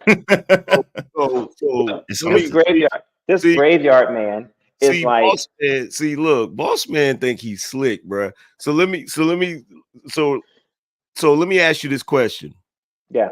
Since those are not technically your family members, do you still not have to pay property tax? So it's zoned for it's zoned for that. So that property, I don't pay property tax on that property. Okay. But I do pay property tax for the rest of it. However, because of my veteran status, I only pay property tax for up to 1 acre. So instead of paying $8,000 some odd dollars for property, I only pay $150 a year. Yeah. So, everybody that didn't, pay attention to what Donald Trump did, he buried one of his ex-wives on his property. There you go. You have to pay property tax because graveyard. Wow. Right. The other thing is that when you the owner bury yourself on your property, you also keep the government from being able to perform eminent domain on your land as well. Tidbit of information. But what I want to do is I want to be able to keep my land from being able to go into probate. So that's another little tidbit of information for you. But back to the topic at hand there. The other part about, someone asked a question about how to avoid the issue of stock market issues. There we go. Another fast way of accruing interest, and this is what Angry Man was talking about as well, is compound interest, people.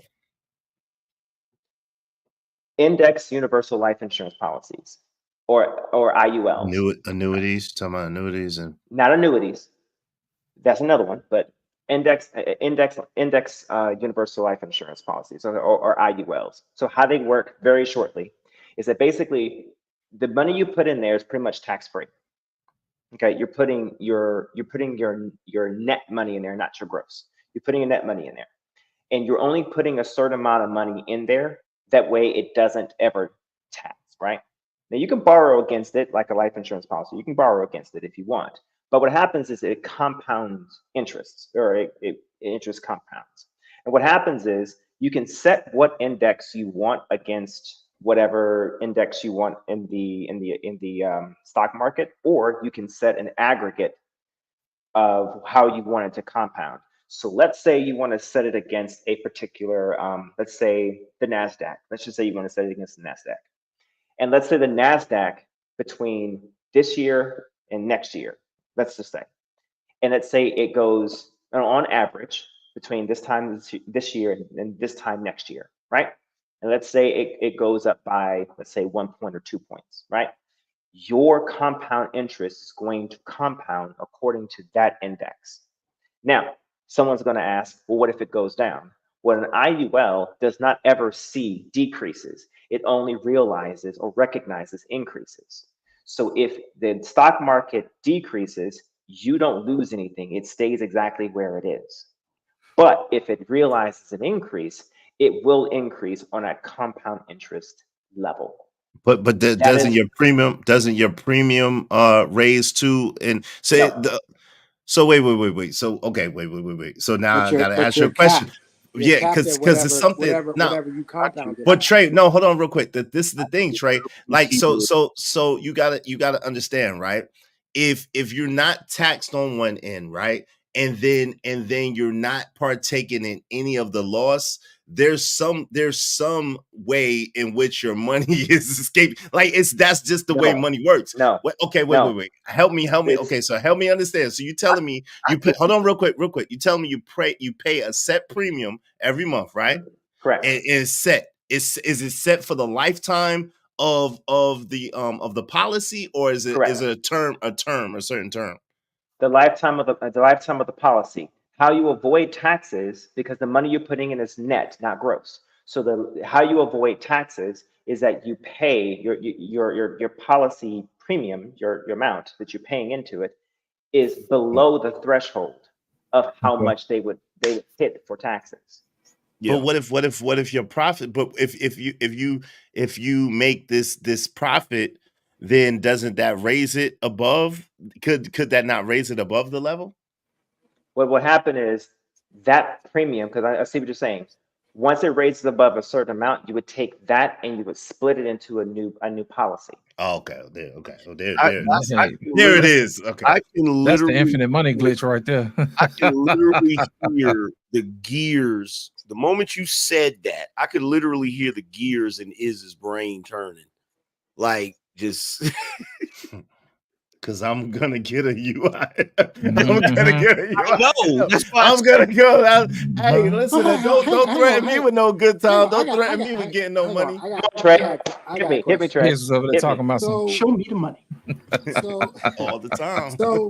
So I put the money in. The market falls. I don't have to worry about losing my money. Right. But if the market increases or appreciates, I am capped because I picked a certain level for it to compound at. So the amount that it compounds, the rate that it compounds is based on the premium. Right, However, which is what I chose to pay, right? No. So the rate that it compounds is based on the premium, okay?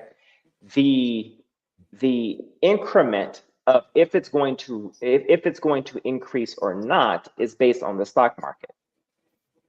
So the amount of money that's in there is going to compound, and then how much is going to compound is based on the stock market.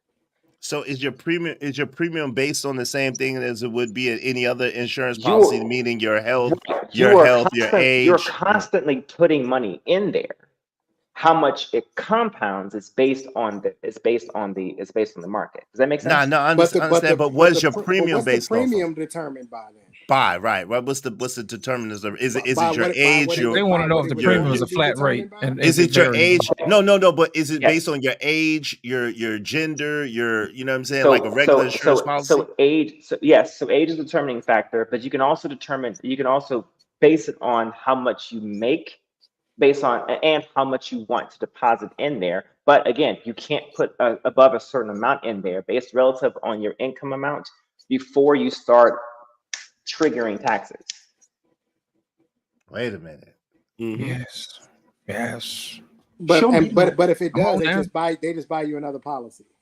Correct. They turn into another. I don't know, Trey. I don't know, Trey. Get ready. I don't know about this. I don't know. It don't sound like. So I have one, and my wife has one. My mother-in-law has one, and she actually is with a company called Five Rings, and they set them up with National Life. Emeritus is one. National Life, Emeritus is another one. I'm looking into one right now with New York Life Insurance, New York Life Group.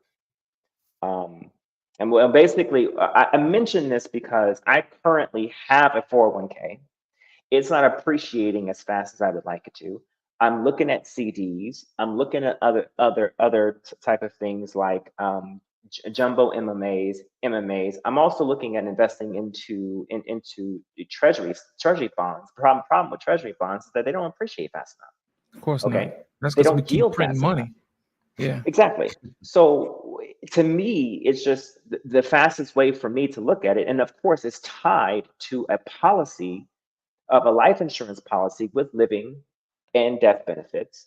And that I can also, with the same company, also do a term insurance policy, so that way I can do a term insurance for this freaking house, because this behemoth, okay, because it is not this thing is not below $1 million.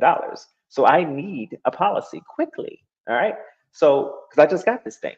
So yeah, I need something now. So just 20 or 30 years. So way if something happens to me tomorrow, I'm good. Taking care of it. Right? My family's good, but I also have something that's churning in the background, so the way I can use and have access to. Now, if that makes sense. What's the name of Index? What? It's called an Index Universal Life.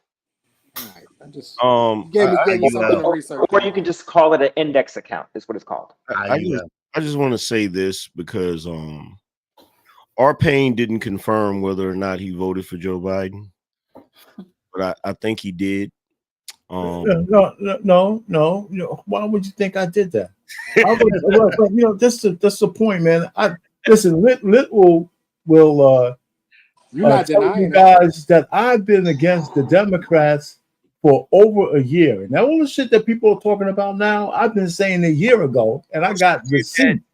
I have 25 videos on my channel saying divest from the Democrat Party. Did y'all notice he said that like he was getting ready to say he's been against the Democrats for 20 years? No, I didn't say that. So wait a minute, I don't know why we're going on this. I even have a mea culpa saying that I'm dog shit stupid. That I've been voting for the Democrats for 40 goddamn years because I'm 66. The first, because just like every other black person, so it took me 40 goddamn years to get a revelation, and this year I got one. And so I'm saying, so don't tell me nothing about Biden. I was the one talking about what he did for the crime bill, how he had Anita Hill in the Senate, how he did all of this shit, man. I said that for a long time. So stop it. You guys just assuming bullshit. So let me. I'm the greatest baby fucking boomer you've ever met. So, I'm the greatest baby boomer you ever met because my kids are great fucking people, and I took care of all the business I needed to take care of. There's 76 million of us, and this bullshit you guys keep talking. Don't give me some. You guys is just angry man by himself. No, because he has allies on the baby boomer shit. and I'm gonna shut up on that because I promise I will. Are you talking about me, RP? So no, not you.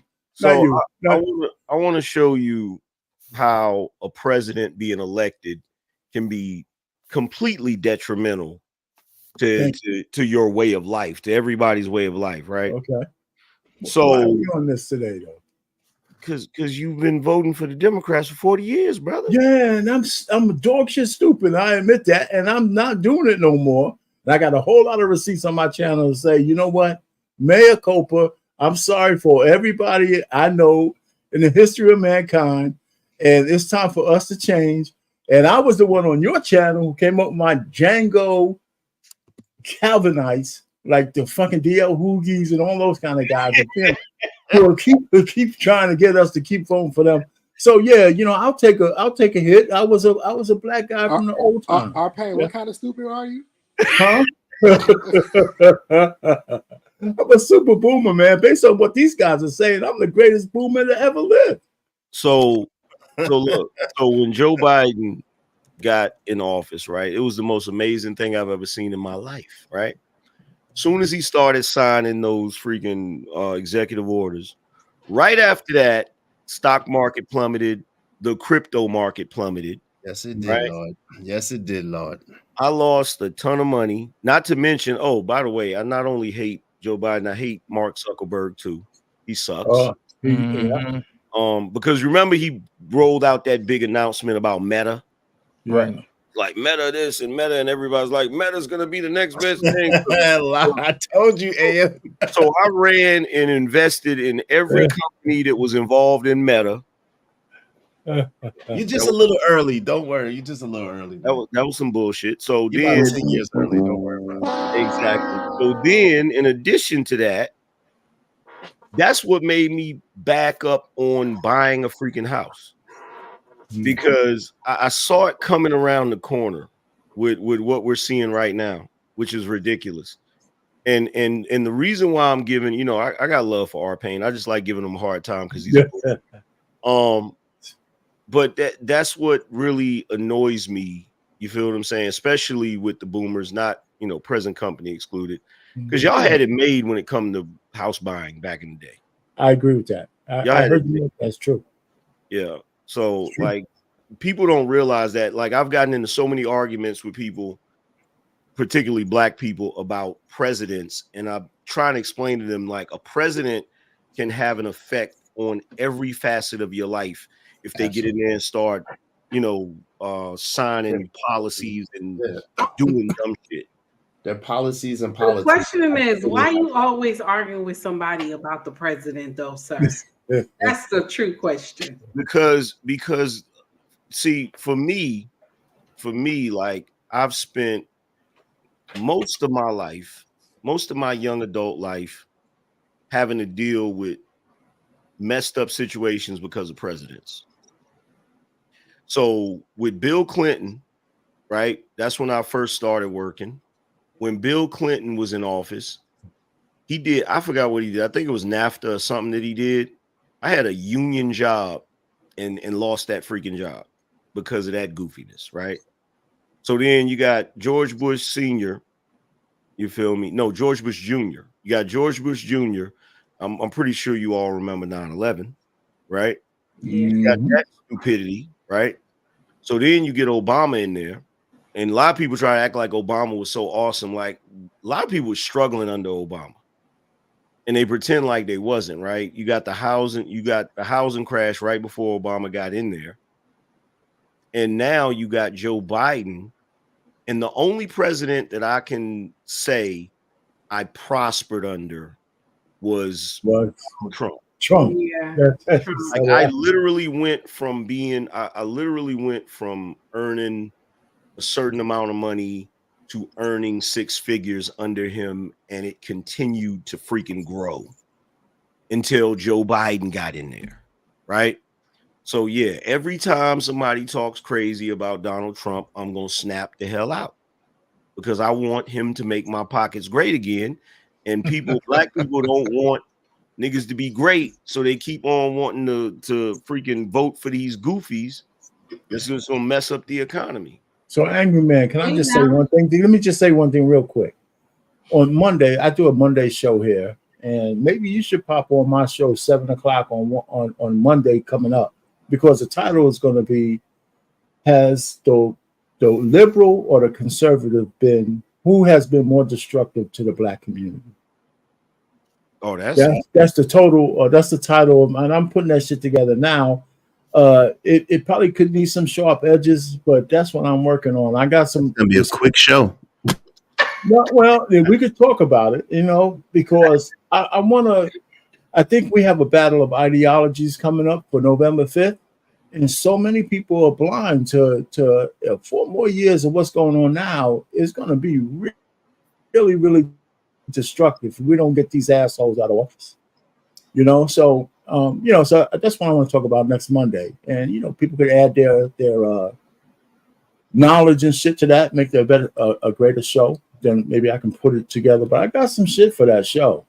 Well, Dr. Cornell just said right now that he is Kamala Kemp just trying to pay him off so he can drop out. He just said it right now on IG. Who you said Cornell was? Uh-huh. He's not going to do it though. No, he's not. But they're trying to pay him to drop out. You know what, the thing that irks my nerve is that you will get up here and say that you Black, but when you were in the Senate, you ain't say you were Black. And then what else irks my nerve is that she's trying to get not even trying, because the house ninjas are with her. You got all the house ninjas that's trying to round up the field ninjas and have us to vote for her. And we know good and hell well she ain't gonna do nothing. But did y'all see her? Did you see her with Al Sharpton? And Al Sharpton made her promise at the mic that if a bill come in front of her for reparations for African Americans, will she sign it? And she looked at him stone cold in the eyes. She looked like she was about to faint. And she said, yes, she'll sign it, because she was in front of a whole bunch of people. That's just for show. Yes, it was for show. Nancy Pelosi ain't gonna let nothing hit her desk that got anything with reparations on it. Y'all, we gotta get that out of our mind. That reparations. Well, take heed. Let me just tell you right now, today, breaking news. That I did a show on reparations right here on Black Man Unfiltered Network. I read both of those policies that went in. Mm-hmm. Right now, the Democrats in California won't even let it go to the floor. At the same time, they passed $150,000 max. And guess what? Those Democrats that won't let that go through in California, right? They're Black boomers. I know, man. I gotta. You know what, man? I know it's the truth. I'm not arguing. I know, man. It's a goddamn shame, man. You know what, man? Shit. But did y'all see them in the news walk past everybody? They were shouting at them. They ain't pay no attention. No, but the point really is, at the same time, the real slap in the face is they're giving up to $150 million to illegal aliens. Yeah. And look, they already are. They giving them so much money hand over fist. No, but it passed. They got the Black vote RP. They need more votes. No, I understand that, but what I'm saying is those same. Listen, I tell you what, Black women have to take a hit for this shit, right? If she gets in, Black women are gonna have to get their asses reamed out. Only because let me also add the Black sycophant men who follow them. Because there's no way we should be following this brown skinned chick and a Democratic machine into the abyss. I mean, it's all in front of us. We'll see on Monday. Here's the thing: you ain't got to worry about that. And the reason why you ain't got to worry about that, there ain't gonna be no country. No, I'm saying you ain't got to worry about this whole Kamala thing, because for one, Trump right now he actually has more support from Black people than he did when he was up against Hillary. Of course. So that doesn't bode well for Kamala at all. Hey, bro, she's gonna be the next president of the United States of America. It's already written. It's already written. I don't want it. It's already written. And you know what? We need it to happen. Yes, sir. We need it to happen. That way, we'll I- never have to have this I'm willing conversation to ever bet. again. The next time a woman wants to be What? president, we say, nope, you I'm have willing your to take chance that with bet, and I tomorrow. don't want it to happen, but I'm willing to take that bet. You want to take that bet? Mm-hmm. I already betted my husband. Yep, I'll take that bet. I'm telling you what's gonna happen, fam. She's not gonna become president. Shit. It's a done deal. Did you watch? Hold on. Did you watch what just happened this week? With what? Her With interview. her. Oh, that doesn't matter. No. There's a lot that happened that matters. And it ain't just that interview. What happened? What else happened? Okay, so first of all, the interview. Let's address the obvious. The interview was 40 minutes long. You know, I was sick last week, so I was Okay, fighting COVID. so the interview was 40 minutes long.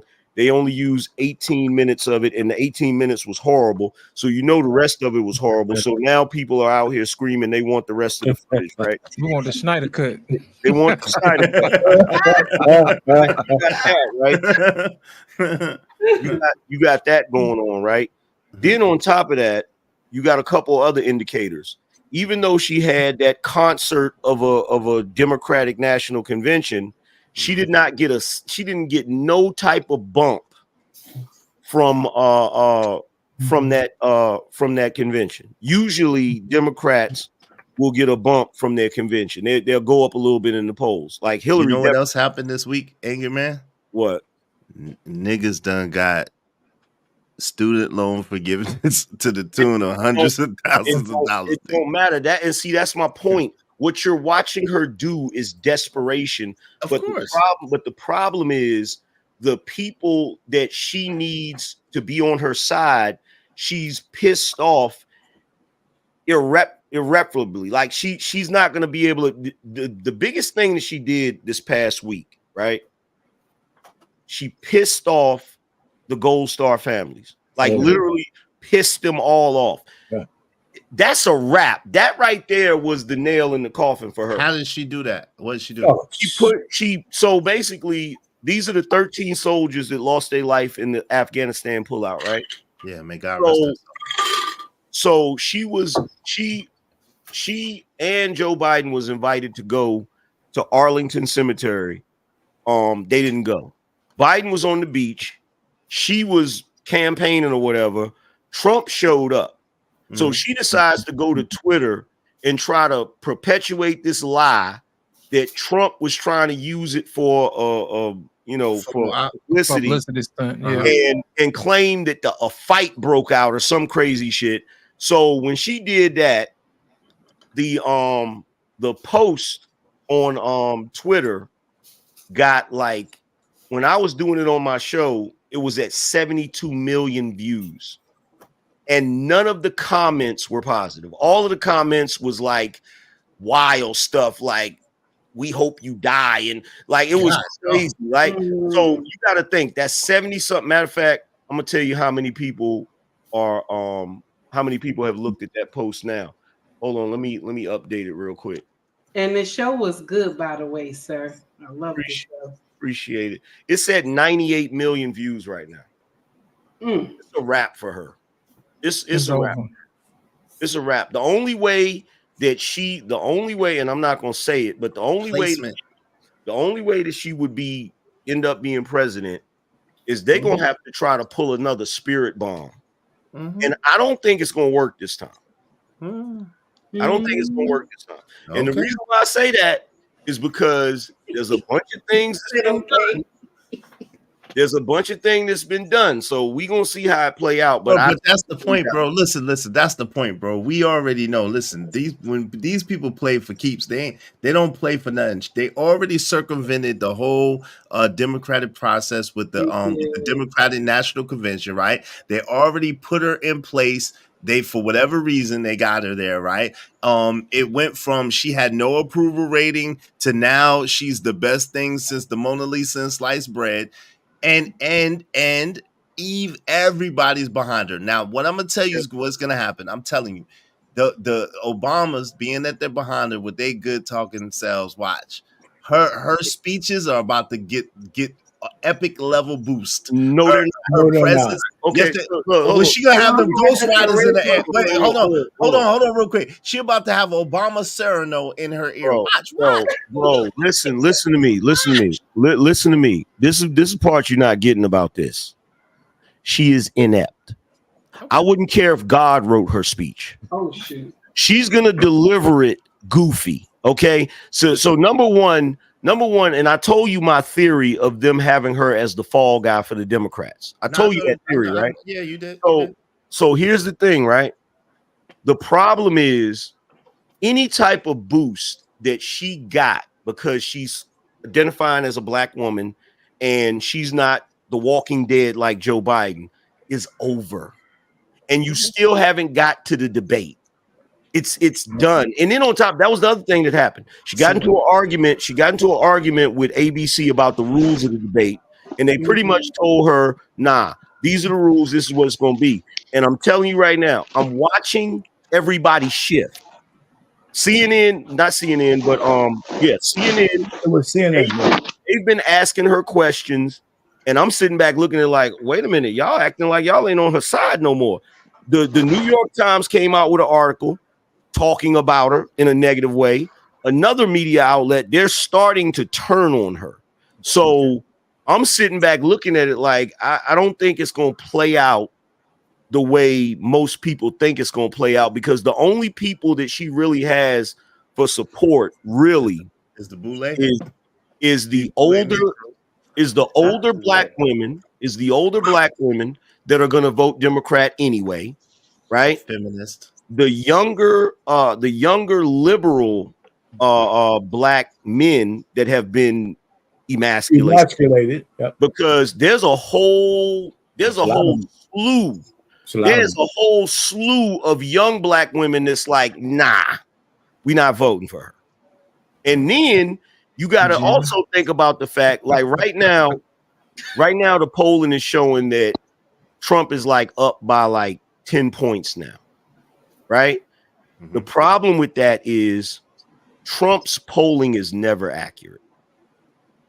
He always is going to be 5 points higher than whatever he's polling in, because you got the people that ain't going to tell you they voting for Trump that's going to vote for him. You got the people that's going to tell you straight to their face that they're going to vote Democrat, and they're going to go behind that curtain and vote for Trump, right? And you got the people that don't say nothing, and they don't even involve themselves in the polling surveys or whatever. They're somewhere chilling, but trust and believe when it comes time to vote, they're going to climb a mountain to go vote for Donald Trump. This is going to be interesting. I'm telling you. It's going to be interesting. I don't want her to win. Listen, because if she win, I believe that we're doomed. I believe that it's over. Okay, so I don't want her to win, but I think so. One of the things about the news networks as well is it's a self-preservation thing. How they went all in for her and lost all of their ethics, whatever ethics they had left. They were willing to risk it on her. That's why they made her into a champion overnight.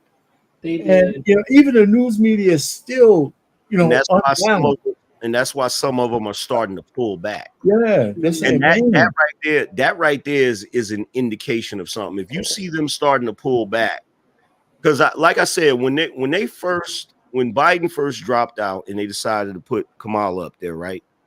There were strategists that were talking about, well, in 2028, we'll be able to put this person up there. Soon as I heard them say that, I was like, oh, okay, I see what they're doing.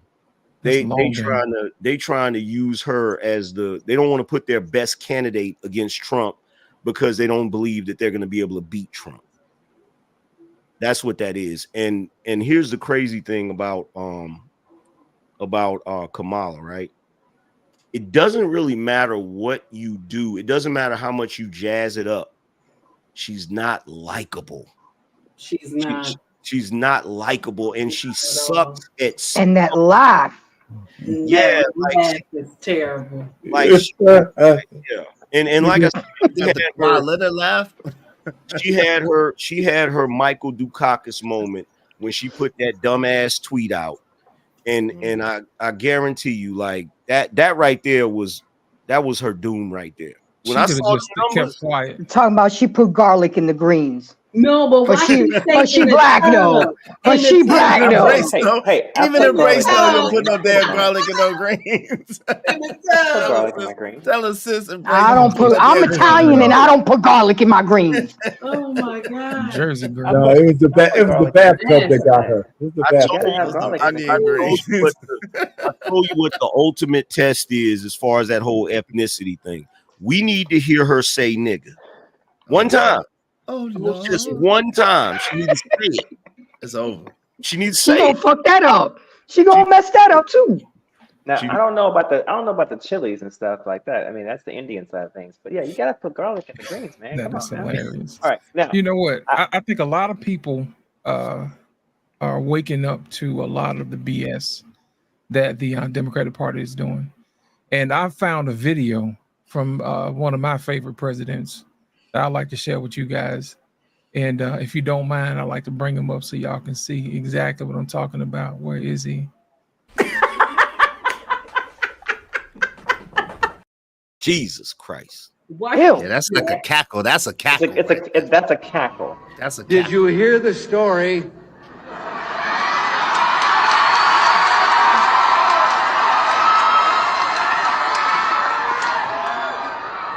about the kid who was outside the Democratic fundraiser selling kittens? When the people came out from the fundraiser, he was holding up the kittens and he was saying, "Buy a Democrat kitten." Well, a couple of weeks later, the Republicans held a fundraiser in the same place. And when they came out, there was the same kid with the kittens. And he said, "Buy a Republican kitten." And one of the members of the press who'd seen him there 2 weeks before said, "Wait a minute, kid. You were selling these kittens the last time as Democrat kittens. How come the Republican kittens now?" Kid says, "Because now they got their eyes open."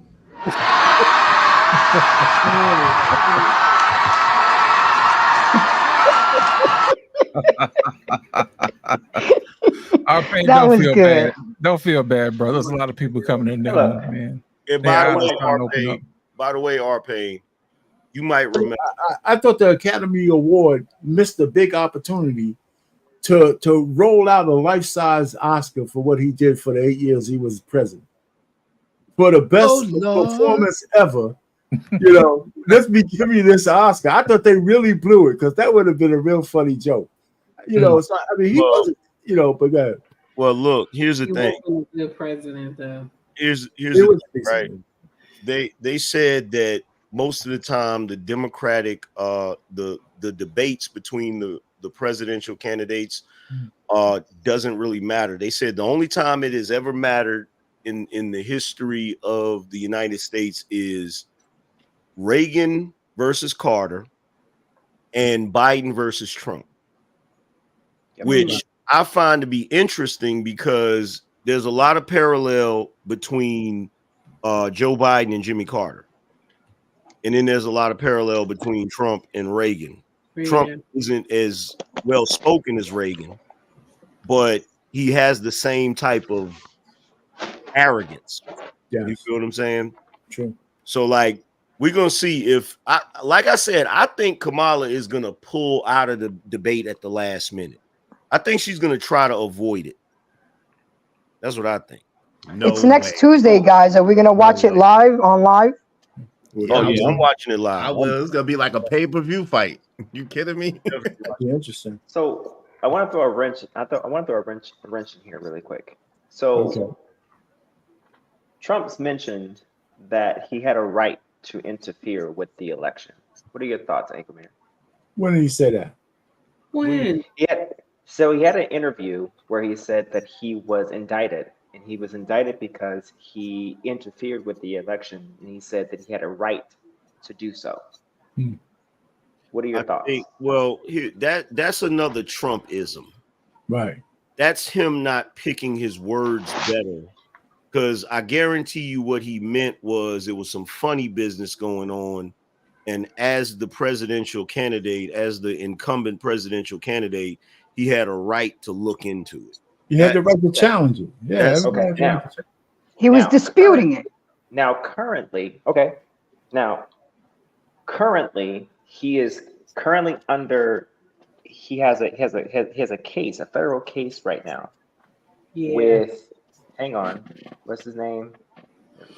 Smith. Jack Smith. There we go. Yes. And the problem is, normally when someone, let me get this right, hang on. Normally when someone says something that is pertinent to a case, normally it's hearsay when someone says that, right? Mm-hmm. The problem is that he said it, which is directly admissible, and it can be used as admission.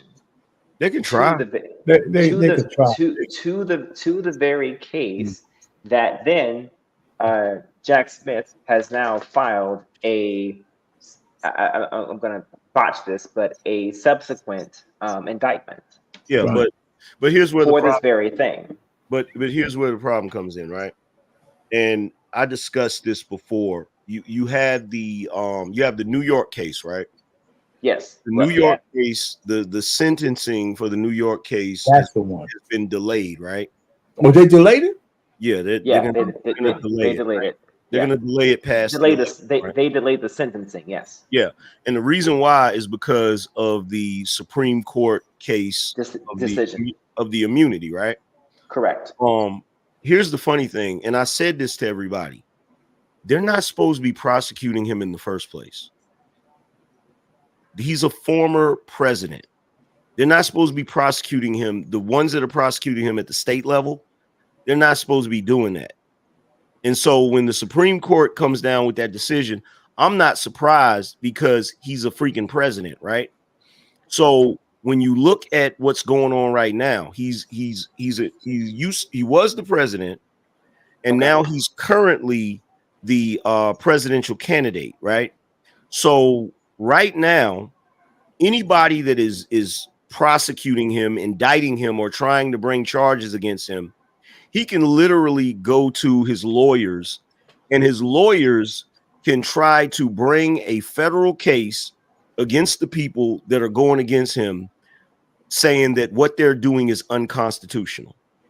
And the reason why is because if they were to find him guilty, like they did in what was it, Georgia? Right. They're doing what is in New York. New York.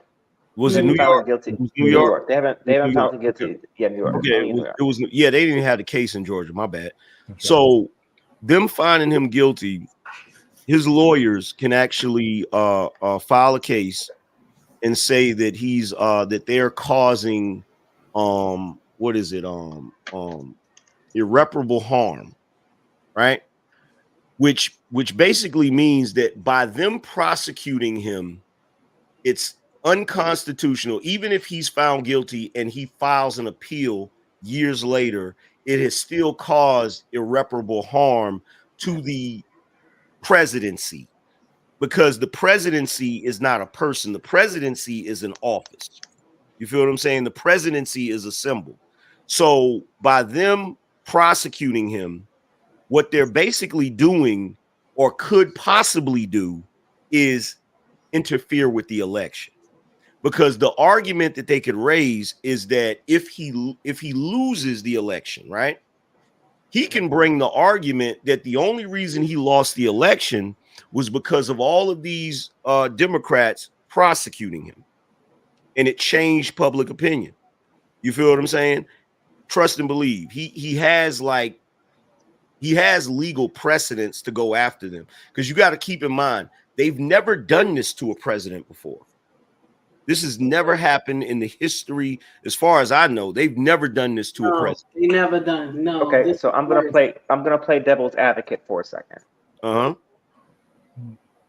Could it be? Is it possible that they've never done this to a president before? Possibly because a president has never done these type of things before. Well, there's presidents who've done way worse. Wait. Presidents who've done way worse. Everything. And what I mean by that is, I'm not talking about. Let me quantify. All right, because presidents have done some shady shit. Okay. All right. Let's do this. Let me quantify. All right. I'm not talking about the money bullshit. Okay. I'm not talking about the buying pussy bullshit. Okay. All right. I'm talking about the federal bullshit. Okay. When we're talking about classified documentation, okay. Oh, don't. And when I'm not talking about documentation in a sense that we have, a couple documents here, a couple documents there, or documents that you find and then you return back. We're talking stacks of documents. Now let's quantify a bit more. Not only stacks of documents, but we're talking top secret documentation. You got if I was found with this. Let me pause you for a second. Okay, so first of all, there's legal precedence for this. Right. Sure. Bill Clinton did the same thing.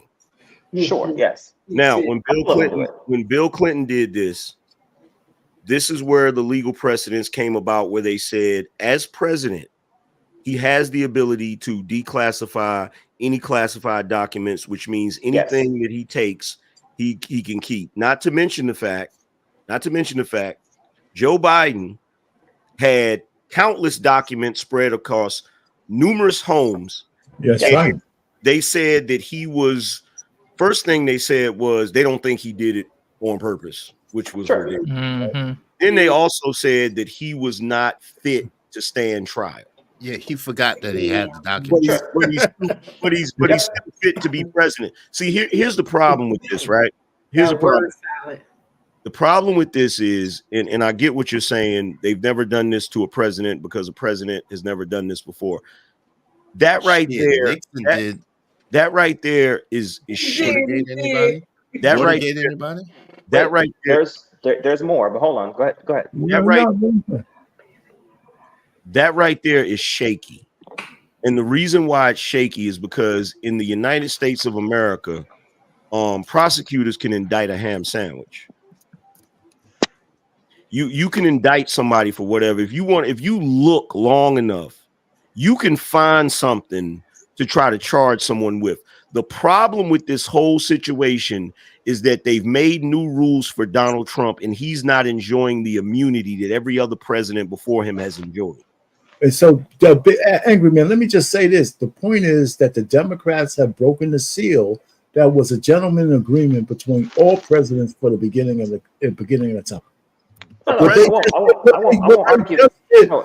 point is, Wolfman, you can go on, but what I'm saying is, it's an unwritten rule between all of them that you don't do this shit, man. The only time this is what they did. They've taken the justice system and they weaponize it against their political opponent, right? So and they're setting a horrible precedence, by the way. No doubt. So here's the thing when it comes to presidents, right? And nobody wants to understand this, even though we all know it in the back of our mind. Presidents are above the law.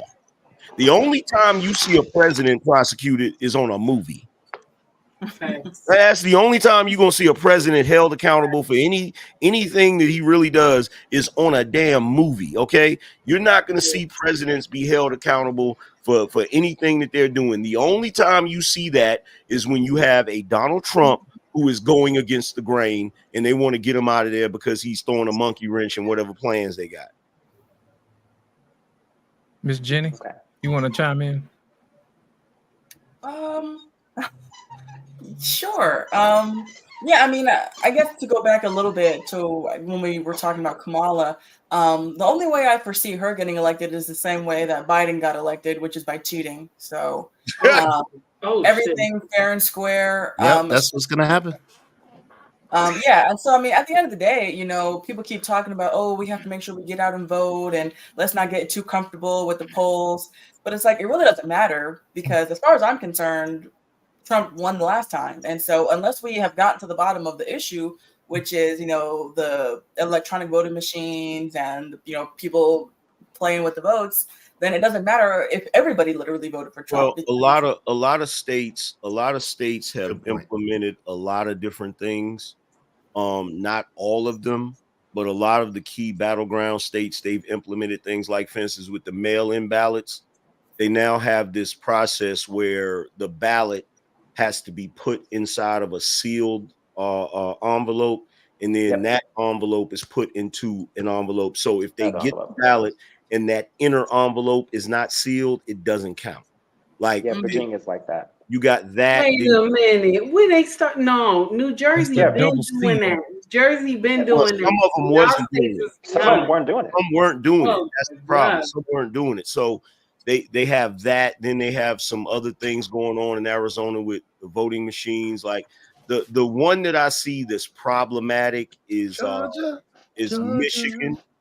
Michigan. No, they did a lot of stuff in Georgia to they changed a lot of stuff in Georgia. So I don't know, but the one that's problematic as far as what I've been keeping track of, the one that's still problematic is Michigan. That's a key state too. Key battleground state. Yeah. Grace, you want to and the throw governor something is in? not trustworthy. The governor's not trustworthy. But it doesn't really matter if she doesn't win. If she doesn't win Pennsylvania, it's a wrap anyway. I think she's gonna win Pennsylvania. I am hoping and praying that Trump wins because I don't mind having a woman president, but not right now. No, this country is too volatile for no female to come in here and clean up. The mess is too big. It's too big.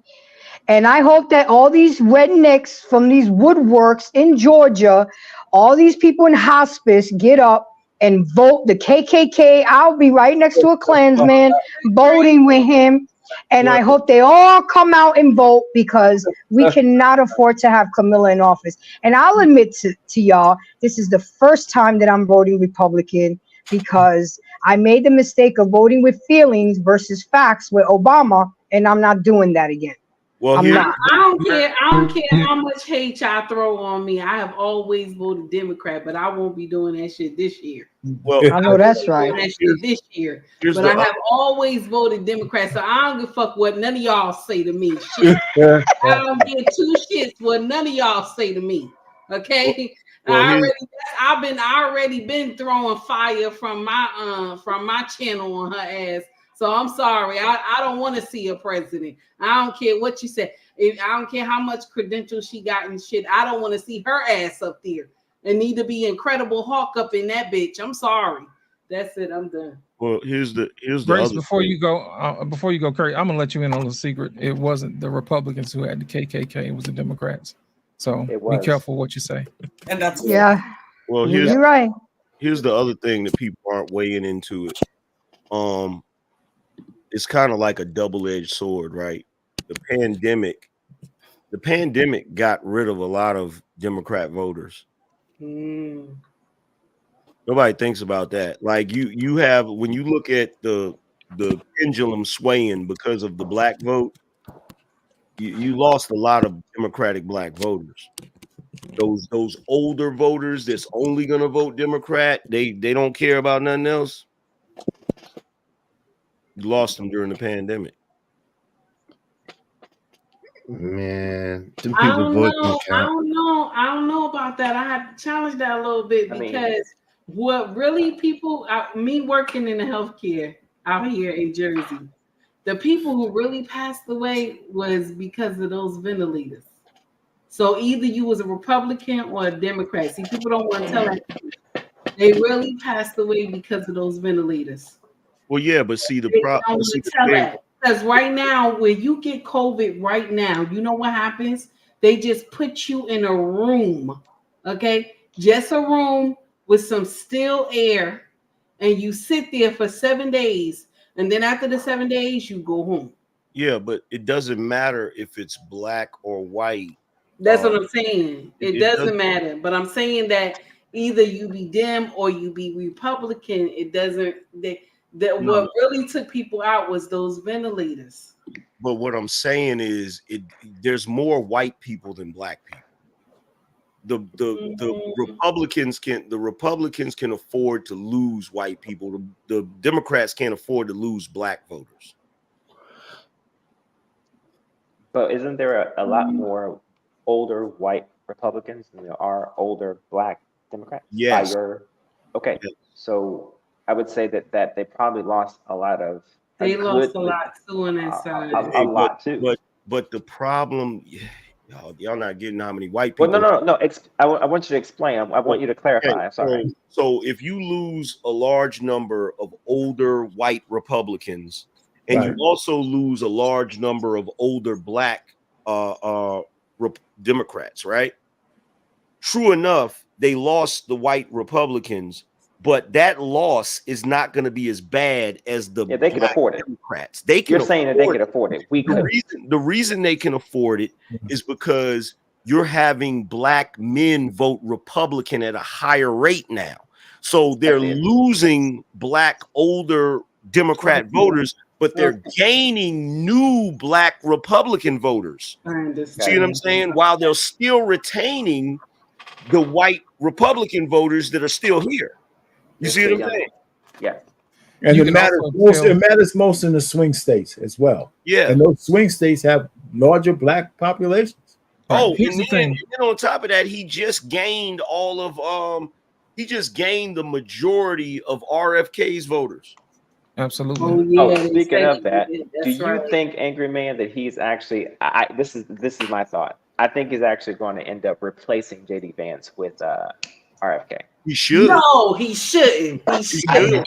That is my. I think he's going to do it. I think he's going to do it. He's going to put RFK to something else that is going to be beneficial. Now, here's the thing. I'm going to let you in a little secret too. And I don't know if you paid attention to this or not, but there's a chart showing the difference in how men and women vote, and there is a divide between men voting more conservative and women voting more liberal. And that whole gender war that you're looking at is actually being played out in this election. And you're going to start to see a lot more men gravitating toward the conservative side of the aisle versus women on the liberal side. And we talk about this stuff all the time and the reasons why in the spaces. So what's going to happen is if the women want to, be underneath a strong straight guy for the most part, they're going to have to go over here to the Republican side. Now, if you into whatever's what Roland Martin got going on, don't mention Roland now. First of all, that was the Democratic side. You know what I'm saying? Some of that sexual. No goddamn hack. I had to throw that one in there, man. That was easy. But lost. Just by that logic, that man loves chocolate man bun. Listen, y'all better stop hating on. It was a hack of his private bleak stash. His bleak stash. No, there's nothing wrong with a fine black man. Okay, exactly. Roland Martin appreciates a fine black man like any sister. Okay, he said it was a hack. Everybody on my channel told me that he is a hack. It was a hack. He hacked himself. Yeah, he hacked into his account with the man buns. Oh, what is this? What is all this? Man buns going down a rainbow tunnel. You know what I'm saying? What is all this going on? That was hilarious. Jenny, did you get to see Roland Martin flip out when he exposed himself? Allegedly. No, I didn't hear about that. Oh my God. Oh my God. Take heed. Tell him what happened. Take heed. It was because you did a show this morning. Listen, you know what? I'm gonna share something with you. I feel bad for Roland. I'm sorry. Stop. I do. Because he was trying to promote Kamala Harris, and in the midst of him trying to promote, his Woman King, in the midst of him trying to promote Woman King, some chocolate buns got up on the screen, booty butt naked, and walked through this beautiful park. Okay. So they knew that, Roland forgot to close one of those windows. Okay. That's because God don't like ugly. God don't like ugly. Okay. Now he wearing those dashiki outfits and shit. Y'all better leave him alone. You should have seen when that video switched to that other video. Camera went back to his face. He was trying to shit. He was like, "We ain't doing this," and I said, "I agree with you, Roland. We are not doing this, brother." I disagree with you. I disagree with you, sir. Okay, leave Roland alone. He said it was a hack now. Where is that at, Lit P? It's the sweet. So check this out. Somebody went and made a montage of every time Roland Martin made a suspect face or said something suspect. If you can find that montage on the internet, I suggest you look at it. That rolling the neck when he do that rolling neck thing. That boy is sweet as Listen, leave him alone now. He married. Roland is married, y'all. Be nice. We just teasing him, man. You know that. We just teasing Roland. He said it was a hack. Yeah. All my followers told me, take heed, it was a hack. Please leave this man alone. Yeah, he's married. Even though I still think he's married this is his second marriage, yet he has no kids. Oh, that's nasty. That's interesting. Down lemon lime and nasty, you know what I'm saying? but then again, it's hard to have kids when you don't like women buns.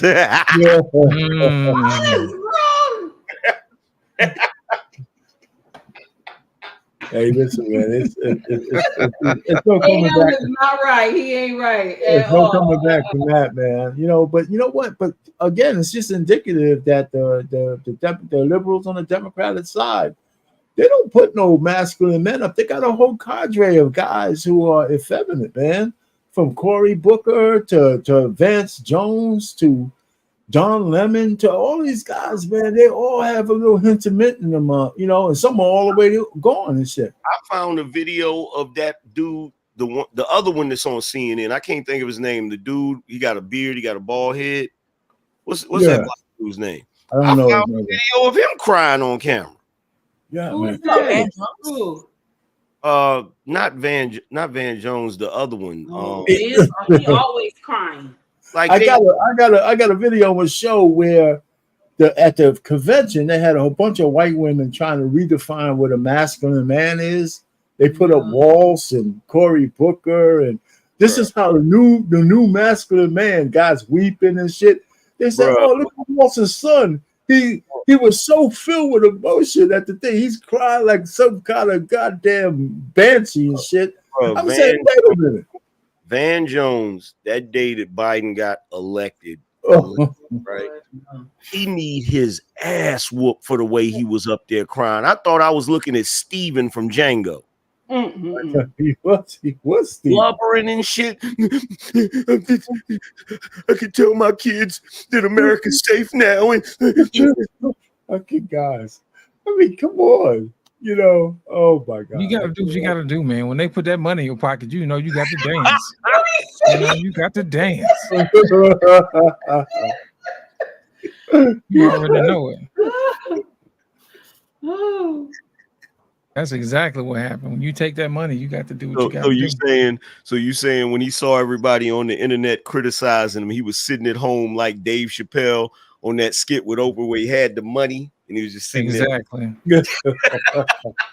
If y'all ever see me with $100 bills. If y'all ever see me promote Kamala, y'all know I got paid. Okay, right now they don't send me an email. I'm gonna be up there. Take heed to the message supports Kamala Harris. What's her name again? Kamala Harris. Yes. Tell me like, hey, what is it gonna take for me to turn one of these Trump votes into one of these Kamala Harris votes? You know what I'm saying? If you ever see me promote Kamala, you better go outside and make sure the sun is out because you are in the upside down. You in another dimension. Way in hell. I'm gonna get that check now, and I'm gonna go in there and act like I don't know who she is when I gotta vote. Because my husband said, "Get that check, girl. Get that check."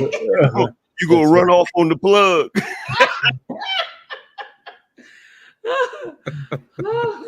No, I'm serious though. I feel bad for Roland Martin. I'm sorry, y'all. I really do.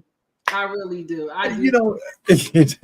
Let's talk about this. Mark Cuban did a survey, right? I don't know if you guys saw that survey he did. He asked the question, would the persona and character of Kamala Harris or Donald Trump be beneficial, or would you prefer your kids to look up to one of those guys? And Trump, I mean, he just ran all over Kamala Harris, like 75% to 25% or 60 something to 30 something. And the key is that it was 850,000, 800 and something thousand votes. So the damn polls that the news people are doing maybe have 1,000 votes, or 500 to 1,000 votes. So 800,000 people, and Cuban is no fan of Trump. So he just randomly asked his people, and they're all for Trump. Well, I will tell you this, Arpain. Welcome to propaganda, bro. That's right. And that's if nobody knows how to do propaganda better than anybody, it's America. You know what I'm saying? No We got doubt the about best.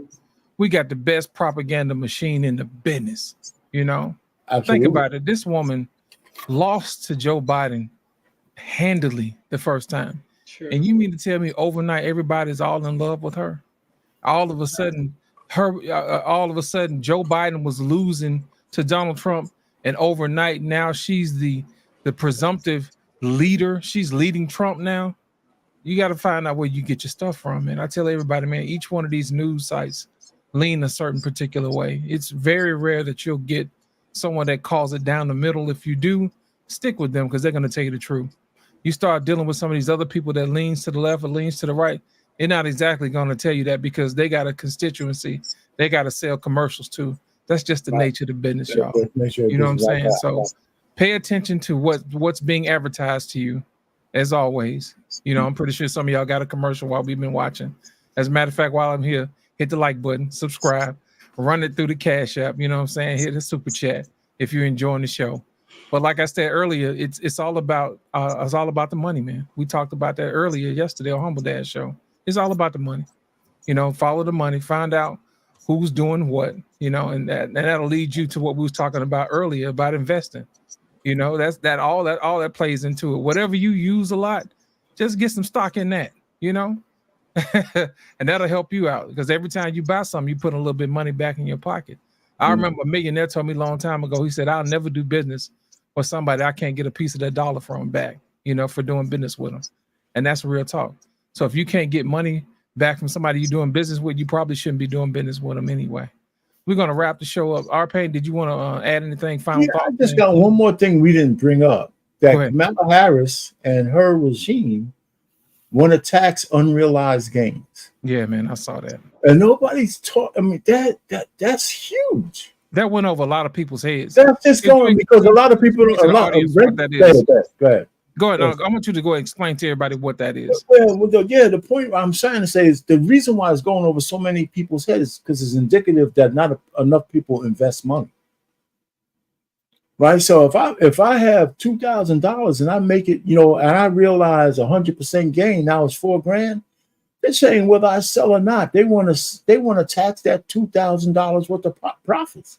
So that's going to force people to either sell some of that or and become just the thought of that is so regressive, is so damaging to the economy. And I can't imagine anybody who's winning in those $500 million boxes or whatever at the convention. That shit had to go over like a lead balloon. Because what they're saying is, go ahead, boss man. Go ahead, say what you're gonna say. Sorry, I thought there was a break there. I didn't mean to cut. No, go ahead. But I said what I had to say. Go ahead. I'm going to throw a challenge there, and maybe that some people didn't take it as a situation of it damaging them, but also maybe it was a situation of targeting people who are finding ways to avoid taxes. So particularly the rich, in a sense. So in a propaganda, back to what Lip was talking about, in a situation where the rich are idealistically, the rich are avoiding taxes. So if they are finding ways to avoid taxes or finding ways to put money in certain places, whatever the case may be, where you can't necessarily tax, let's say, a portfolio that appreciates, for instance. Well, okay, so to me, is that tax avoidance? Listen, so I would understand if I was hiding something in a shell corporation, or if I was hiding something offshore or some kind of trust. The fact that I didn't sell an entity that appreciated is not tax avoidance. That's not hiding. Arpain, think about what she just said. She said she's going to tax unrealized gains. Unrealized gains. You know what that sounds like? That sounds like she's gonna tax you on money you never made. That's right. So This ain't think got nothing to do with what you Yeah. made. This got about to do what money you did make. My thing is, how can they predict what you didn't make? So there's no way you can predict that. So let's think of it like this. My thought, and I don't really understand it entirely, so I'm just spitballing here. So let me think of it. I don't understand it. Okay. Okay. Let's be honest with you. Okay. I'm spitballing in a sense and thinking of it like this. If you are filing on your taxes, for instance, and you are showing an appreciation of something, right? Or let's say you have a portfolio that has gained or is scheduling because the tax code has an amortized or schedule of appreciation of a particular asset or a particular property. Okay. It has a tax code that says this particular property type or this particular asset type is going to appreciate based on this code, based on this time frame. Or put it like this: how about stock options, for instance? Now, this I can understand. Elon Musk, for instance, bought what was it? What was it? Twitter? Yes. Yeah, on Twitter. Stock options. Okay. So he didn't buy it directly with stock options, but what he did was he went to the bank and he went to the bank and he borrowed money, used stock options as collateral to get that money, and then use that debt to buy what was it? To buy Twitter. X. Yeah. Twitter. So now what did he do? That money that he gained from that was completely tax-free, but he used it. But boss man, you're going through all kinds of machinations to try to show where she's coming from. She's talking also about the regular. Wait a minute. No, I'm not. Listen, you're going through the obviously the easiest real-time gain to understand is if I buy a stock for $100 and it goes to $200. There's nothing nefarious about that. She wants to tax the $100 that I made. I didn't even make it. I didn't sell a stock. So if I have 100 shares of a stock, it doubles. She wants to tax me even before I sell it. That's the unrun. So we can go through all the machinations that the rich people do, but everybody who gets realized gain or unrealized gains is not rich.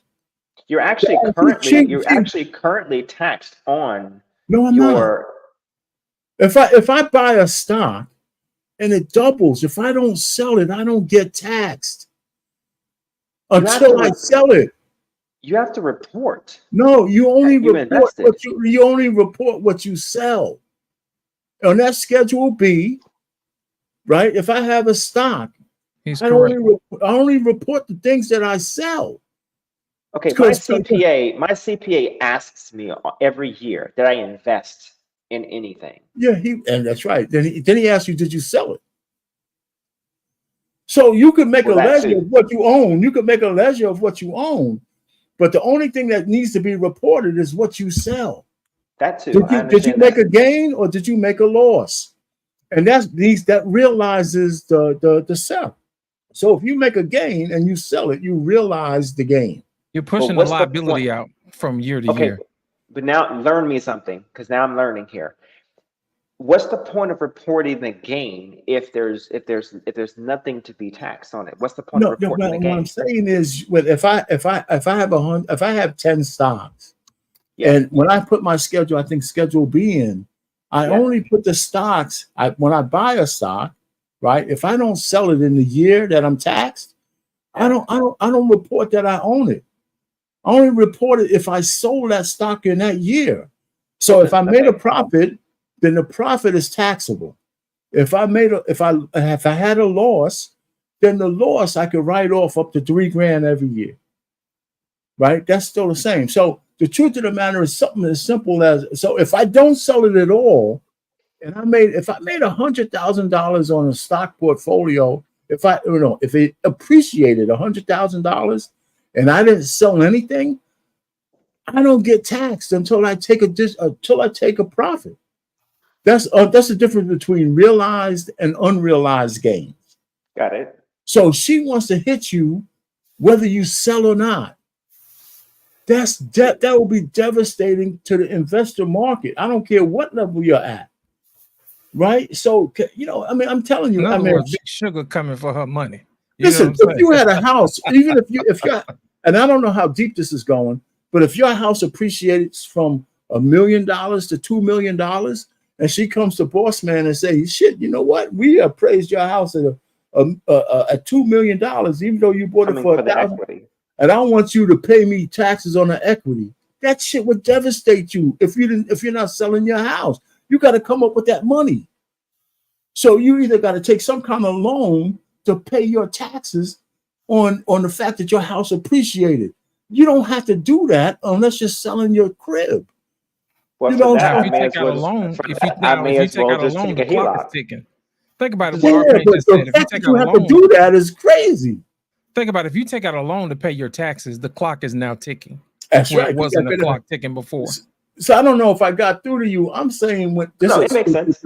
The difference between realized and unrealized makes all the difference in the world. And so up to now, you don't have to pay taxes on unrealized gains. You just don't. But if you can claim it as a loss, if you were only if you sell it. Think IUL. Thank you. Okay, because dots weren't connecting. There you go. Thank you. It connected now. Thanks. So I mean, it's a devastating thing, man. I'm telling you, man. There's so many reasons why. And see, the fact is, the least reason why we shouldn't vote for her is because she's a woman and got brown skin. Forget that. Her policies are just devastating. I mean, it would be devastating. Just look at California, and you know everything you need to know why she shouldn't be president, because she's going to spread all of that horse shit across the whole country. The whole country. So that's the California thinking, man. Anyway, that's my 100-hour last word. Yeah, Jenny, you up there glowing. You up there glowing, man. You know what you are. I feel all the beams coming out of here. You know what I'm saying? So Jenny, did you have any final thoughts before we let you go?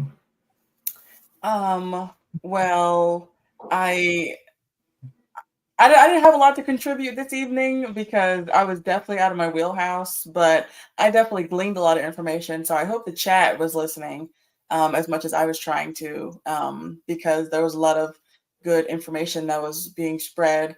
But I guess I would just say from my perspective, my limited, financial knowledge and whatnot, that at the end of the day, you as a Christian, because that's, my angle from coming at things, is that we should want to be good stewards of all that we have.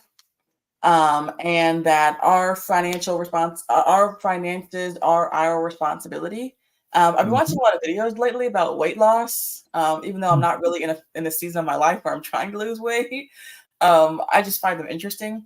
And, there's a lot of reasons why people say that they can't lose weight. But at the end of the day, it just comes down to a calorie deficit. If you're not, eating less than you are if you're not losing more than you're taking in, you're gonna gain weight, and that's just the fact of the matter. Thyroid and whatever diet is irrelevant, and so people want to blame all these other outside sources for the reason they can't lose weight, when in reality it's just because they're lazy. And so it's gonna lie to you. Your employer is gonna lie to you. These hack job TikTok financial gurus are gonna lie to you. At the end of the day, it's your responsibility to be financially stable and wise. And so you can only pawn it off to other people for so long before it just ends up in your lap. Hey, I got one for you though, Jenny, real quick. I guess it's a parable of the talents. The talents, what you do with those, whether you bury them or you multiply them. That's right. Which one is more a favor for God's eyes is the ones that are invested, right? He actually punished the person who buried the talents, right? You know, so yeah, that's to me, that's a thought that you should, you know, multiply what you have, or your talents. Talents, could be anything. Your good works, your money, whatever it is, you shouldn't rest on those laurels. So that's how I look at that one. That's a good point. Yeah. Boss man, final thoughts. Thank you, Miss Jenny. Sure. As always, thanks for having me on the show.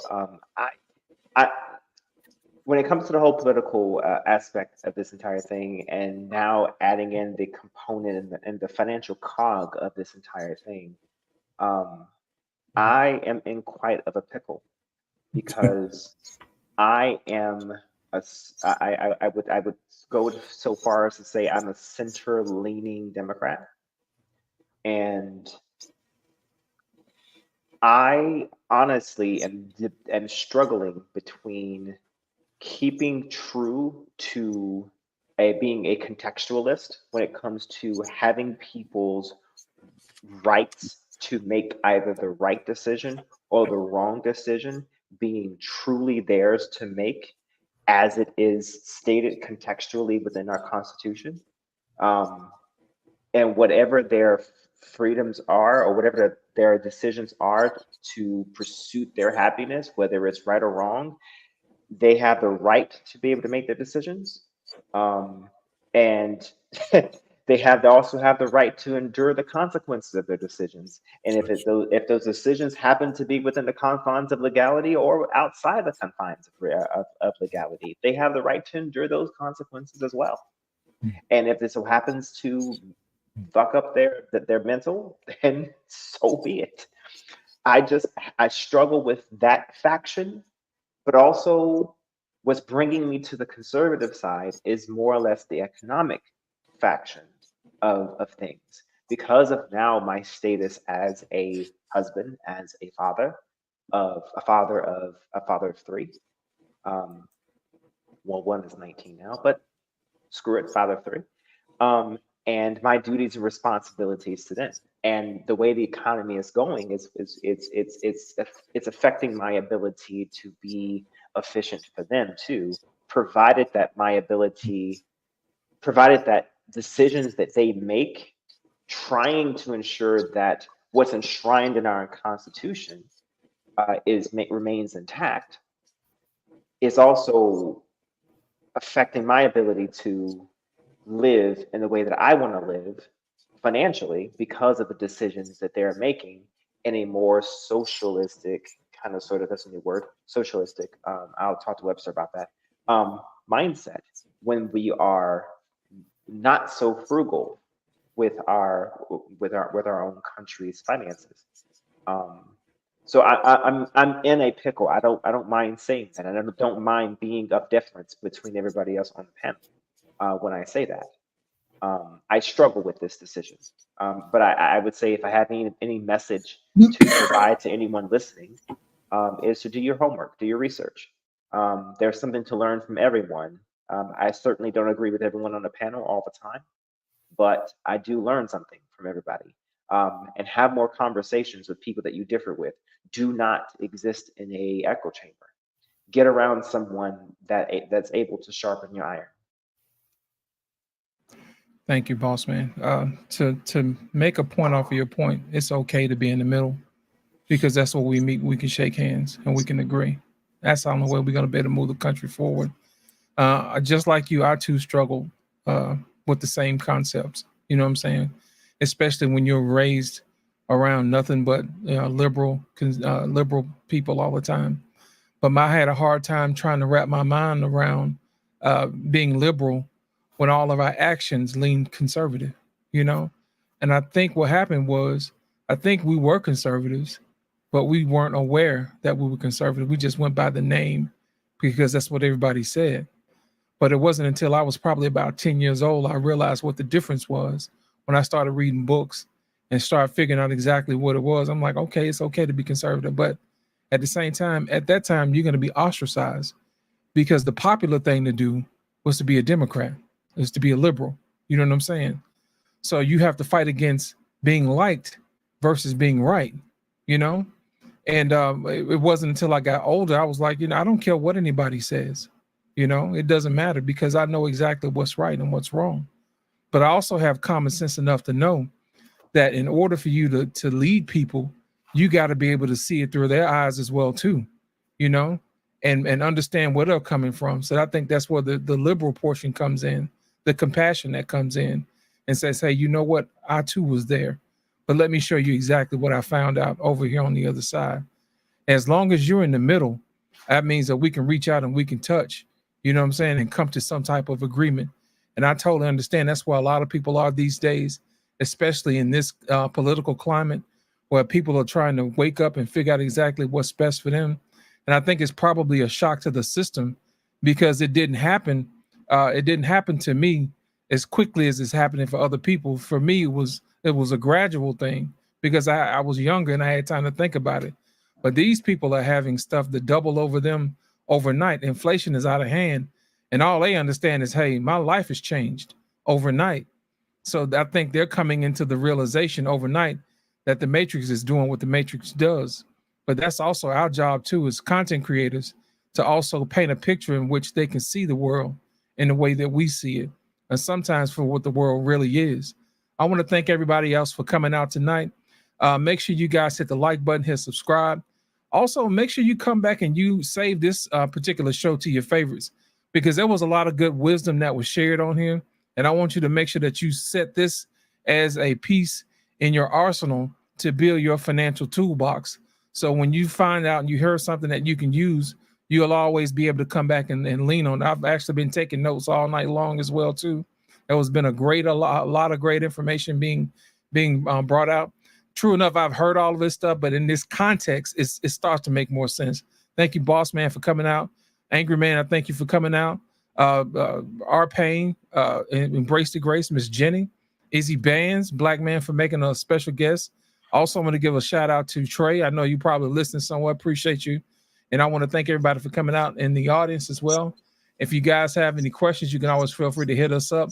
Make sure you leave a conversation down in the comment section so we can keep the conversation going.